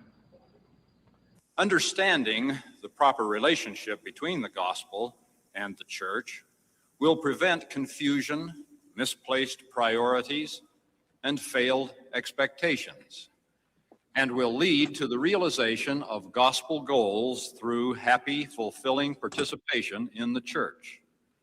Such understanding will avoid possible disaffection and will result in great personal blessings. Let me just say, too, in light of fair use, if the church wants to come after us for using 4 minutes, we actually use 2 minutes of 2 different talks, just FYI. Okay. And that was reshot behind, but in the tabernacle, there is another podium in a room behind where the organ is that has a podium just like that one. Notice yes. Notice the difference. That's where they go practice their talks. No, look at the difference in the wood. The one is, see the difference in the wood? Well, the one on the left looks sort of more honey colored than the one on the right. The one on the right looks a little bit say, by the way, lighter. his face looks shaded that color as well. So it could be camera quality too. No, I know. I'm almost positive. I was told by a lot of people that there was another podium, a room in the back of the tabernacle where they went to practice their talks. And his suit looks darker and a little bit bluer too in the left. And I got a feeling that it was very important, as with the tie, that suit match exactly. In other words, you got to dress exactly the same way that you did when you gave that effing talk. And now you're going to give it right, pal. And you're in a room that's pretty much empty, and you're still giving the tone and inflection as if you're talking to the same audience that you were before. Yep. This was quite a surprise when I learned this some years ago. And I thought, no way. And I looked into it and it was way.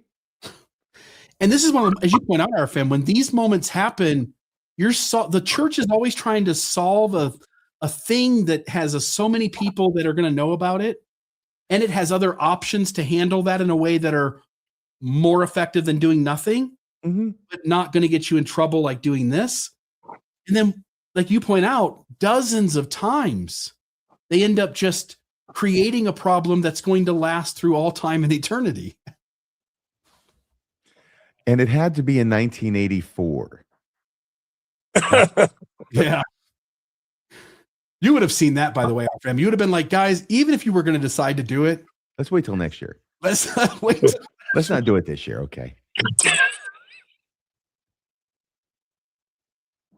And there's also the Stephen O. Richards talk from the 30s that they didn't publish in the conference reports. What was the story with that, Tim? There's an article that Gary wrote. I'm trying to remember. It was about, he mentioned the pool hall and kids smoking and stuff like that to treat everybody equally and not be so judgmental.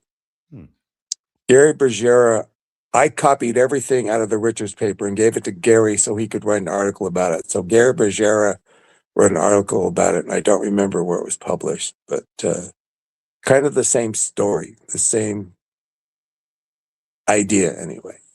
And his one talk was it was basically giving the member permission to evolve to a point where you could trust your inner voice and not need the church anymore. Right, exactly. And it got turned around when you listen to the whole talk, the second, the redo with the cough track in the back, it turns into, you bet your ass you need this church. Yeah, birth to earth, womb to tomb. I remember my English teacher defending the change in the talk. When I told him that, I showed it to him. I said, it's not the same thing. He says, yes. I said, no, it's not. Read it. Tell me what that says. Well, if it's the same thing, why did they have to go through all these machinations? Yeah. To get it re-recorded in a different format. Duh.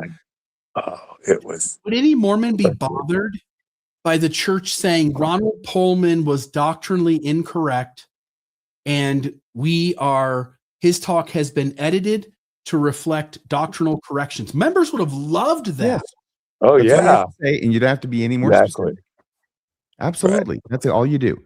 But by the way, here's my slogan now. The Church of Jesus Christ of Latter-day Saints, putting 1984 back into 1984. Okay. How long have we been at war with East Asia? I think always. Always. It might seem like it just started a few years ago, but trust me, it's been always. Right. Okay. You guys think they're smart, and they sure as hell think they're smart, and they're supposed to be able to see around corners. Mm-hmm. Yeah. They're fucking idiots sometimes. Like, these are the guys who see the light at the end of the tunnel. Unfortunately, it's a train coming the other way. They're The reason I called, though, was about your other thing. In David Patton's diary, in Wilford Woodruff's hand, he talks about Joseph Smith beating him up, about something about a woman. It was either Kirtland Bank or a woman. I can't remember exactly what. It's not online. The diary's not online. So you got to get somebody to go to church archives and find it. But it talks about Joseph beating Patton up. And that's all I remember. It's been too long ago. But that's just another addition to your story there. Is there any place where that might have ever been published, Tim? Well, I edited it for Dean's class, and I had all the footnotes and everything. But what you talked about the other day adds even more depth to it. Oh. I wish I lost everything when I lost I've got it on a hard drive, but I can't access the hard drive. So, but anyway. David Patton seems to clearly indicate to Marsh in the disciplinary court that, yeah, Joseph Smith is lying and Oliver Cowdery, at least at times, is covering for him. Yeah. Yeah. And then they punish Cowdery. Exactly. Yeah. Crazy. Anyway.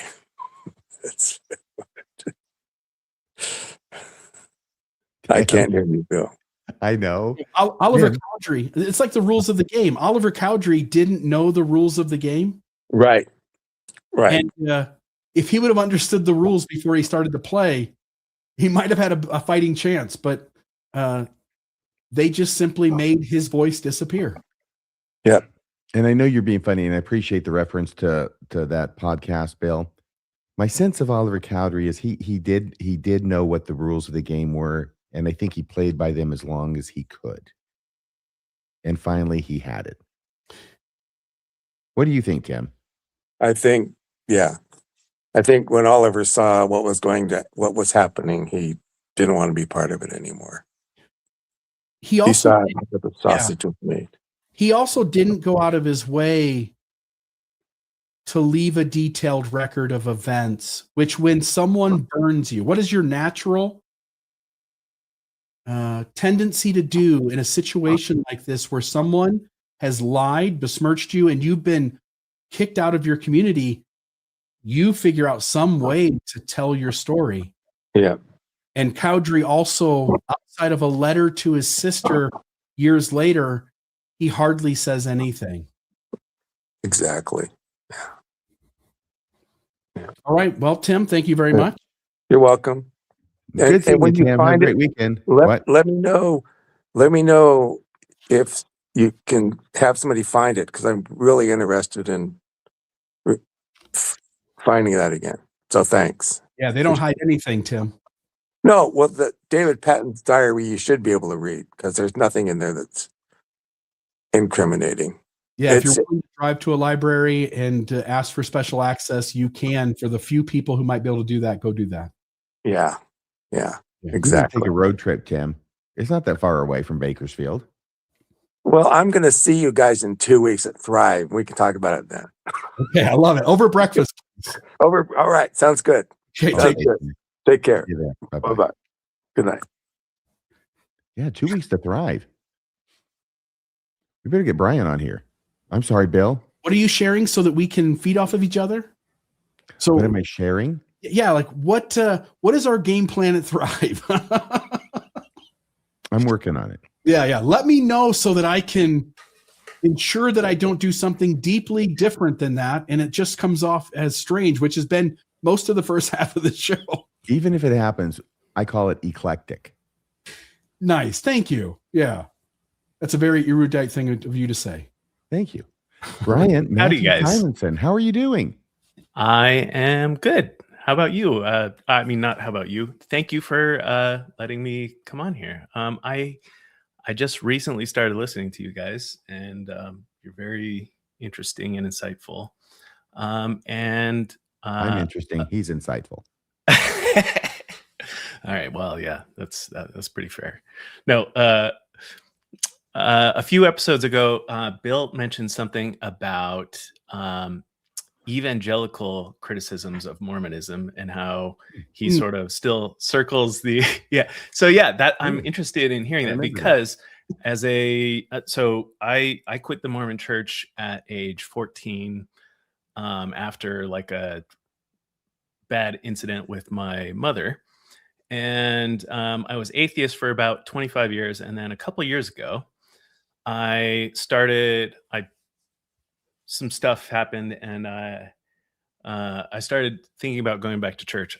I first went back to like the first Fast Sunday service in January 2024, and I was just listening to all the testimonies that were being born, and I was like, wow, this is all such bullshit. It's all so fake. And then later I joined my neighbors invited me to another church, which apparently is evangelical. And I am attending that. I've been attending that ever since. And I realized only by listening to a non-cult flavored church that Mormonism certainly is a cult in a way that I didn't understand. And as you know, when I left the church at 14, I just labeled, okay, all religion is bullshit and false anyway. And okay, and I understand where that's coming from.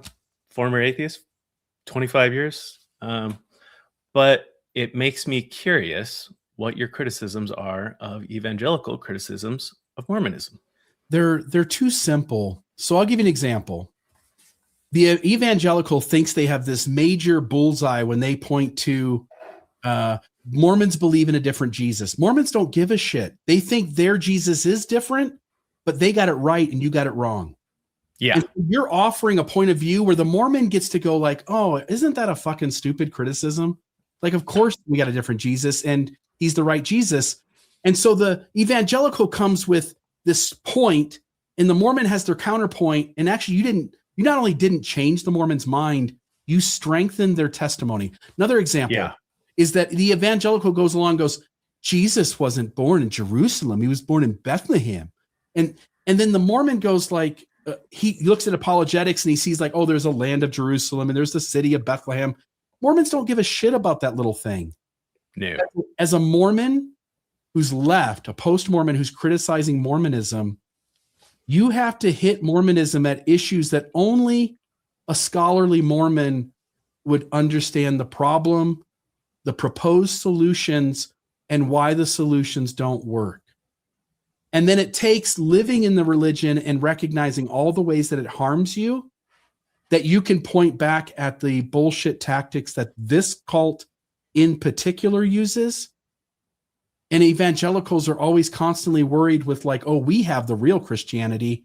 So anytime we tell Mormons that they've got the wrong kind of Christianity and they've got their Bible facts wrong, we're going to change their mind. And the reality is all you did was make them believe even stronger. So I'm pissed at you in some way. Again, I'm pissed at you because I like you, Brian. You're actually, you're actually damaging the real effort to change minds, which requires you to be so high level criticism that the Mormon goes like, God, that guy knows Mormonism. He understands the story. He's right. Those are the things I learned. He's right. Those are the changes they made. And oh my goodness, he just showed the document where it came from too. And evangelicals are always hitting it at a much more simplified place. And I think you guys actually do more damage than good in helping Mormons leave. Yeah, that all sounds pretty accurate. Cool. Yeah, thank you for clarifying that. I think that's really helpful. And then, if you wouldn't mind, I have one more question. Just 'cause I don't hang out with Mormons anymore, and I kind of feel like they gaslight in a lot of ways. A lot of time. Which I think you guys probably would not argue with. But part of the stuff that went down a couple of years ago that sort of led me back to thinking about church in the first place was that I got ostracized from my family after bringing up some of the incidents, multiple incidents with Like my mother. Can you tell us one, or is it hopelessly personal? I'll tell. Yeah, it's about sure, religion, obviously. It's just kind of about in general, although yes, it's also certainly about religion. Yeah, okay. All right, I'll see if I can give you the quickest possible version. Make it juicy. Oh, it is pretty juicy. Okay, all right. So a long time ago, like whatever, I guess now 27-ish years ago, I was at home and I was watching TV with my mother and my sister, my younger sister. So I'm the 8th of 9 children. My younger sister, Melissa, called and asked for permission to stay at our older sister, Holly's house, stay the night there. And my mother, for just whatever reasons, said she was kind of like really angry, but like, no, and for no reason, just because she was kind of crazy. Anyway, I answered that call. I knew it would be a problem for Melissa if she did come home, just like because there's trouble at home. And so I told her, yeah. How old is Melissa? Okay. Melissa's like 11. Melissa was 1 year younger than me at the time. Which is how old? 13 at the time. She's 13, but there's trouble at home and she better not show up. It's not trouble with her specifically, except for in as much as my mother took out most of her own issues on her instead of me. And so I was trying to get the attention on me. And so, okay. So I answered on that phone call. I told her, yes, you can stay at Holly's house, intentionally trying to piss off my mother. This is actually going to go way too deep. I don't know if I've got you hooked or whatever, but basically, I thought it would be something about Mormonism. Okay. No, it's just that she is, like many Mormon parents, abusive. That's the end of the story. But I won't. Yeah, I do need to write up my thoughts. This environment at home that turned you off of Mormonism. For sure. Okay. Yeah. Not only that. Can you categorize the kind of trauma or harm that? Yeah, it was not sexual. Thank Christ. What kind was it? It was all the other kinds. It was like psychological, emotional, spiritual. So physical? For example, physical. Yeah. Although I was not afraid of her, so that night, so after I told my sister that she can stay there, then, my mother got up in my face and she slapped me, but she was only ever able to get one slap on me because, I was 14 and she was 50 and I was big and strong and she was not. But she was physical with me and with other of the kids regularly throughout our life. Mm-hmm. And, so anyway, so that's just one of many. That was not by far not the worst part of it, but of course we would get angry about things like that.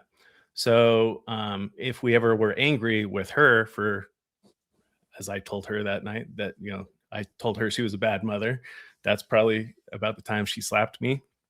And that'll do it. Yeah, and then I was like, case in point, look what you did, fine, didn't she? Yeah. So I was like, hey, case in point, you just proved my point. So of I course told you someone did. recently they were not a good mother, but at least I had the sense to do it over the phone. Oh man. Yeah. So in any case, things like that would inspire a little bit of anger. And in my opinion, that's called righteous anger. You should be mad when people abuse people. And it is my opinion that Mormons, that certainly my filthy mother, have a culture of dismissing the concept of righteous anger as contention. They always use the word contention. And Yes, your anger is contention. My anger is righteous anger. Exactly that. Okay. All right. So that's basically what I'm just putting out there, because I don't talk to, like I'm not Mormon anymore. Thank Christ. I escaped the cult, right? And I'm only just now processing what a fucking cult it is. And so anyway, cheers to that. And Yeah. I take it I'm not alone in my assessment that Mormons dismiss all anger as contention. I don't know about all anger, but yeah, basically whenever things start getting hot for Mormonism, they say it's of the devil. Yeah. And can I just note 3 Nephi 27, right? Right. Just to note, as a believer watching this, you go like, oh, mom's dysfunctional. That has nothing to do with Mormonism. There are plenty of things that mom brought in from her own history that are dysfunctional on their own.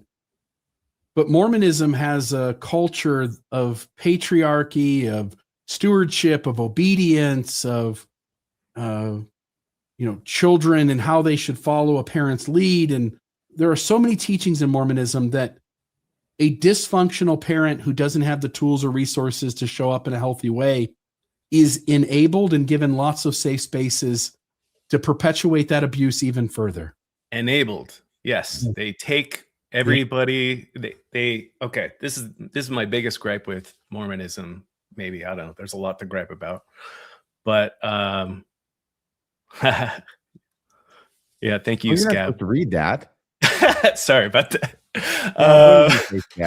Scab says, I'd advise staying away from churches, Brother Brian. It's more of the same. Or it's more the same. I think that there's a lot to argue with about that, but that's okay. I would say that would be contention. Just FYI. Yes. And I noticed, by the way, Brian, you're already smarter than what we credit the first presidency as they make decisions in posting responses on the church newsroom to then perjure themselves. Yes. Oh my Lord. You're like, I disagree with you, but that's another day. I'm surprised you guys continue to drop the hits like that. That I'd never heard of that. I'm going to have to go back because I didn't even catch the whole thing. But anyway, possibly my largest gripe with Mormonism is how they conflate the term forgiveness with enablement, where basically they don't require anybody to actually step the fuck up and repent. And part of repenting is you have to fucking confess your sins. Confess your motherfucking sins. And if you don't, you haven't fucking repented. And I don't give a shit what. Anyway, sorry. Mormons conflate the term forgiveness, and it makes me angry. I think the next time we're asked to confess our sins, we should just say to a church authority, you show me yours and I'll show you mine. Yeah. Cheers to that. All right. Well, you guys have let me speak up for a lot, so I'll just say cheers to you and thank go you. Hawks. Good. Oh yeah, I was wondering if that was Seahawks. Are you up here in Washington? Seahawks. I was. My dad was in the Army. I was born in Germany. We grew up a little bit in Washington. Then we moved to Idaho. Yes. And that was a shame. We moved So you're from in Seattle Idaho to Pocatello. And now I live in Mesa. So back in Mormon country, Mesa, Arizona. So you're pining for the fjords, are you? I am pining for the fjords. I do miss. I would be too. I pined for the fjords for a whole freaking decade back in the 1980s that I was in Texas. Yeah. I finally made it back. Brian, Sam Darnold's drafted the same year Baker Mayfield is. He's shit. Sam Darnold's shit. Second year in the league, shit. Third year in the league, he's shit again. Fourth year, fifth year, he's shit. Then suddenly, like last year, and then of course this year being picked up by the Seahawks, it's like he was like, oh, I get it now. Like that's how you play football. It's amazing, isn't it? You know, it's an exciting Super is. Bowl. I think the Seahawks are playing the Browns this year. Is that right? You know what's happening Sunday? The Seahawks versus the Browns. I think. I think it is the Browns. The first time ever in the Super Bowl, right? Yeah, that's right. Nice. Did there? Man, fuck the Patriots so bad. But you know, I don't know. This is like maybe surprisingly one of the first years in a long time that I haven't paid very much attention to football, and that's partially because I just moved to Arizona and I haven't figured out my fucking antenna yet because I'm too lazy to install it. But you still got 2 days or a day and a half. I think I might just go to my favorite Christian neighbor's house and say, "Hey, man, can I go to the Mormon?" But I'm surprised. I'm surprised about Sam Darnold myself. I was when I heard that we acquired him, I was not as thrilled as I am now. I'll say, and so I have to say, my apologies, Sam Darnold. I didn't know to have faith. Is that the quarterback guy? That is the quarterback guy, and in fact, I'm wearing his number. But I bought this as a DK Metcalf jersey, and that was it's fine. At least it's Sam Darnold's number now. So. Well, great. Hey, Brian, can you read what Braden Sorensen says in his super chat?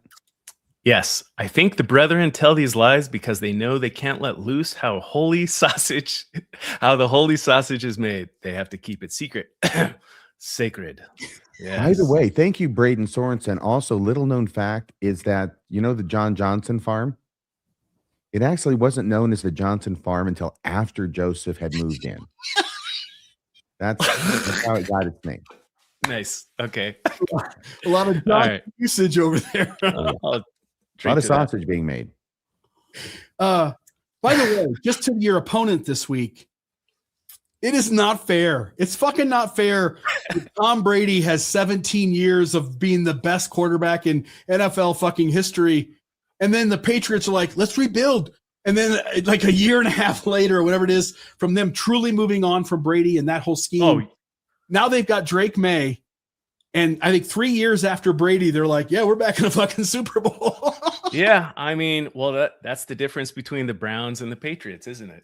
I mean, some general managers know how to manage some shit. And thank goodness we got General John Schneider in Seattle. So hopefully, yeah, I was worried when Pete Carroll left, but I also kind of thought like he needs to go.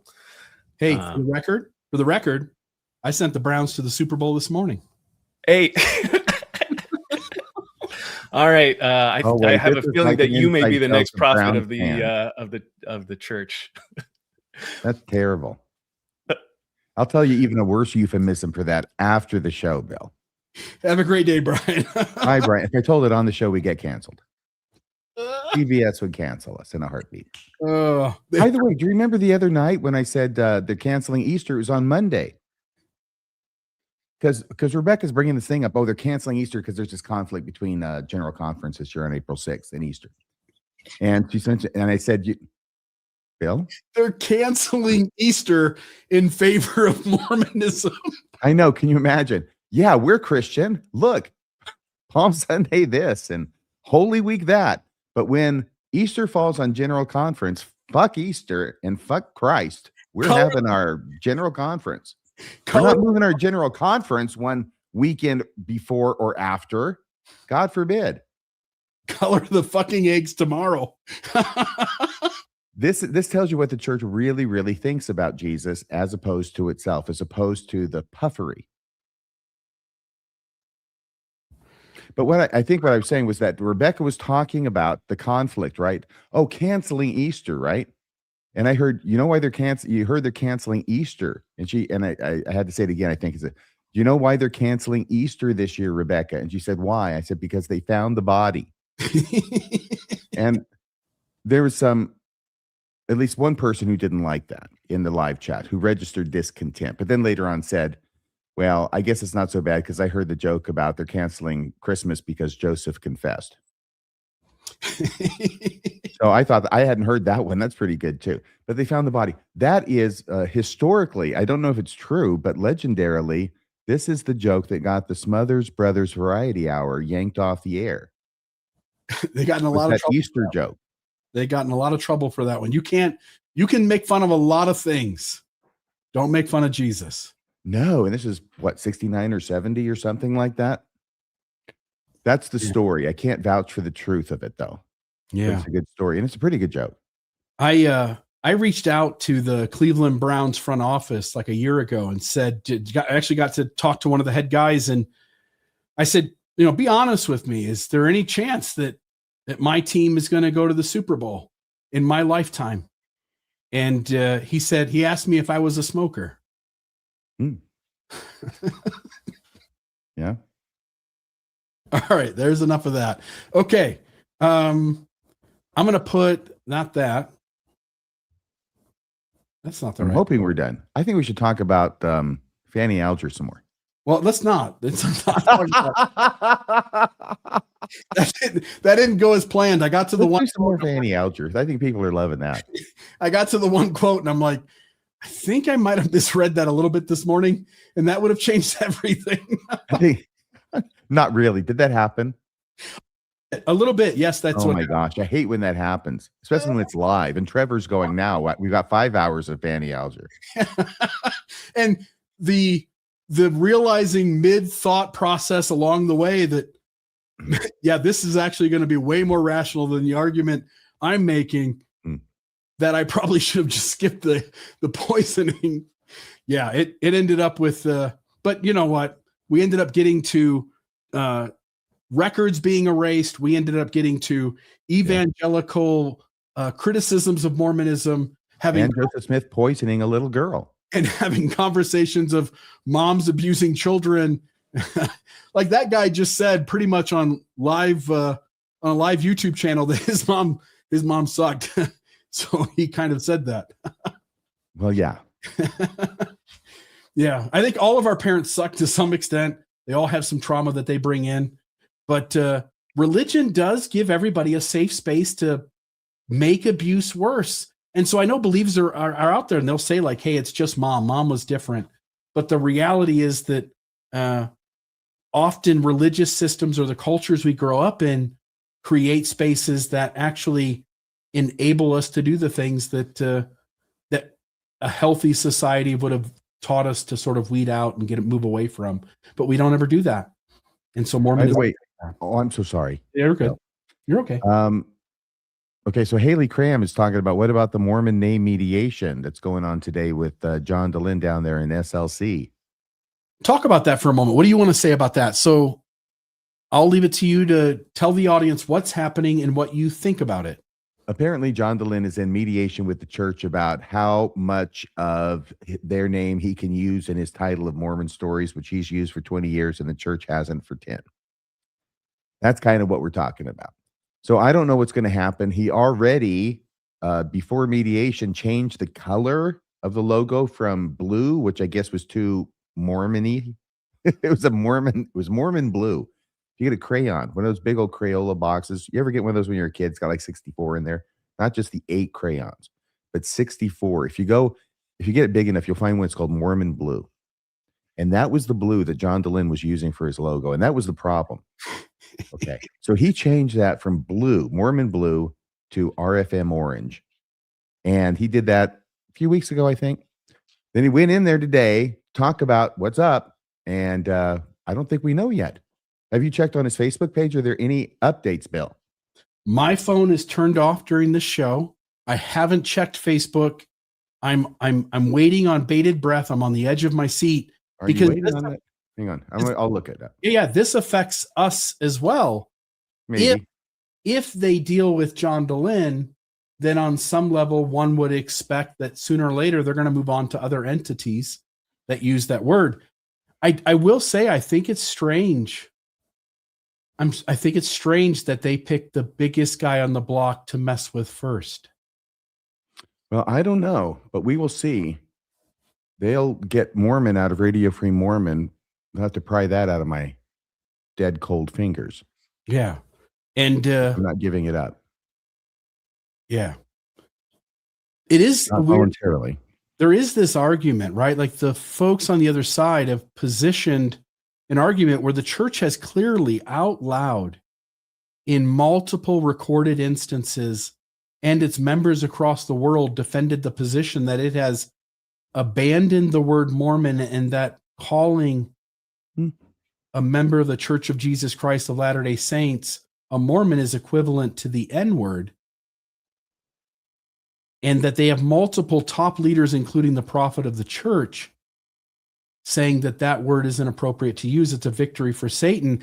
Yeah. A religion saying that using a word is a victory for Satan is about as much as you can abandon a word as one can do within a religious context. I don't know how you could have a more clear case of abandonment. Usually abandonment is simply construed from the facts of non-use, which the church has non-used for 10 years. Okay. But on top of that, you have something that you almost never have. You have an affirmative disavowal and abandonment of that name, which is what's been going on because of President Nelson for 10 years. Yeah, think about it. In a courtroom, the church would have to explain why it no longer believes it should have used the I Am a Mormon in the I Am a Mormon campaign. It doesn't have to explain why. Well, that's not important. It's just that they stopped. Yeah. Also, you would see their website go from the things that they used to use, like Mormon.org or whatever, like whatever sites they've abandoned or changed the name of. They've gone out of their way to tell people to move away from the word Mormon and to move towards using the church's full name. And they've clearly in places abandoned it themselves. And not only do you have that problem, then you have a secondary problem, which probably has merit on its own, which is that the word Mormon is a word used to describe people from various factions that originate with Joseph Smith and isn't just isolated within the Church of Jesus Christ of Latter-day Saints. And so while they might own the word Mormon as a trademark, it seems absurd and ridiculous that they could then fight to own Mormon in other phrases when people are having conversations around the larger Mormon tradition and not only talking about the Church of Jesus Christ of Latter-day Saints, but addressing other denominations and factions to some degree as well, and using Mormon as a word to describe the entire movement that branched out from Joseph Smith. Yeah.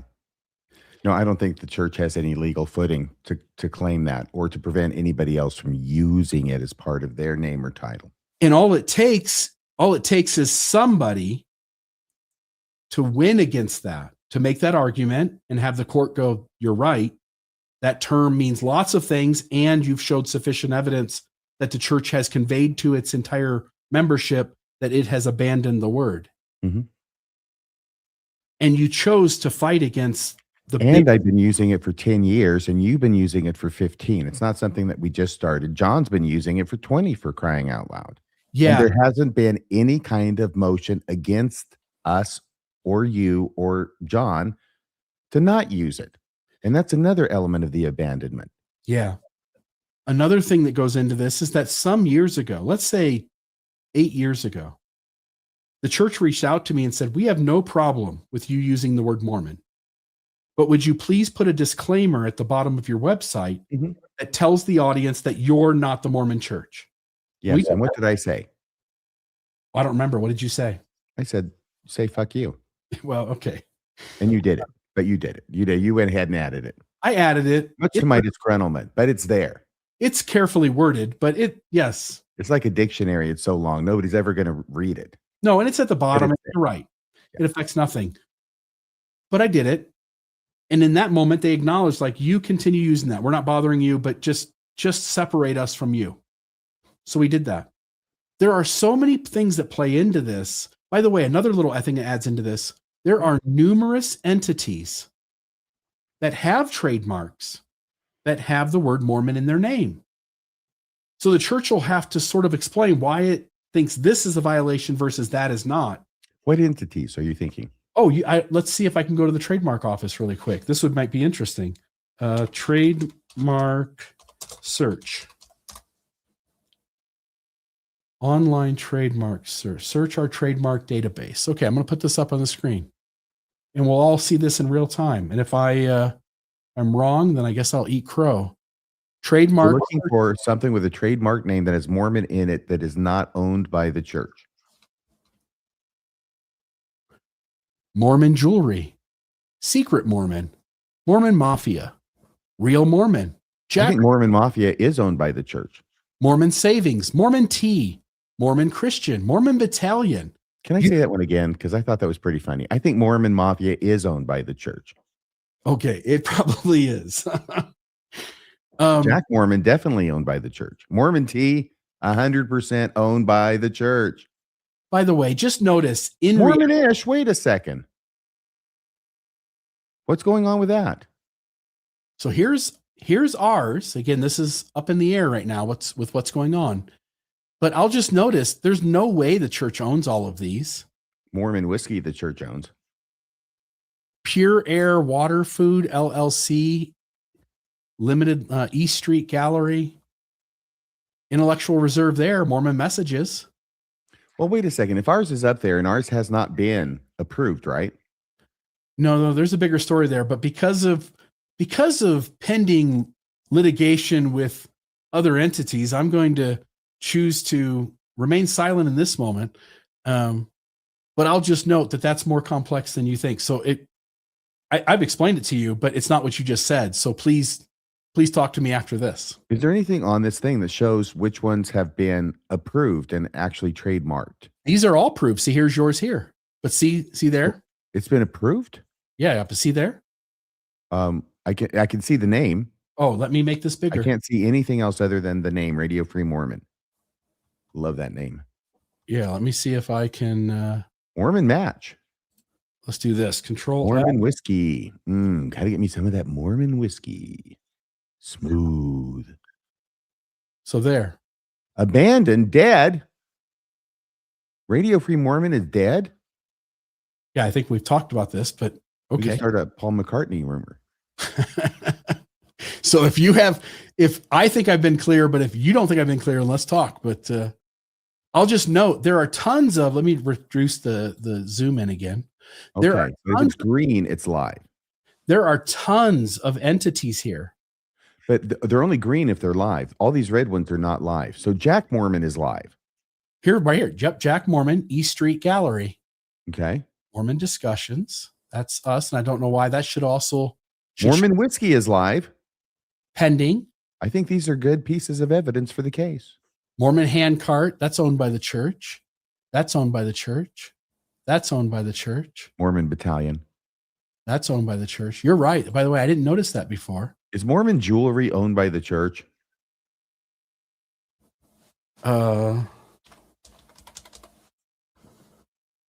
Dead, canceled.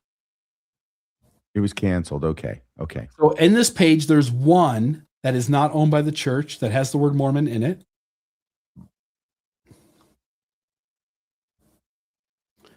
Otherwise, that's what it does.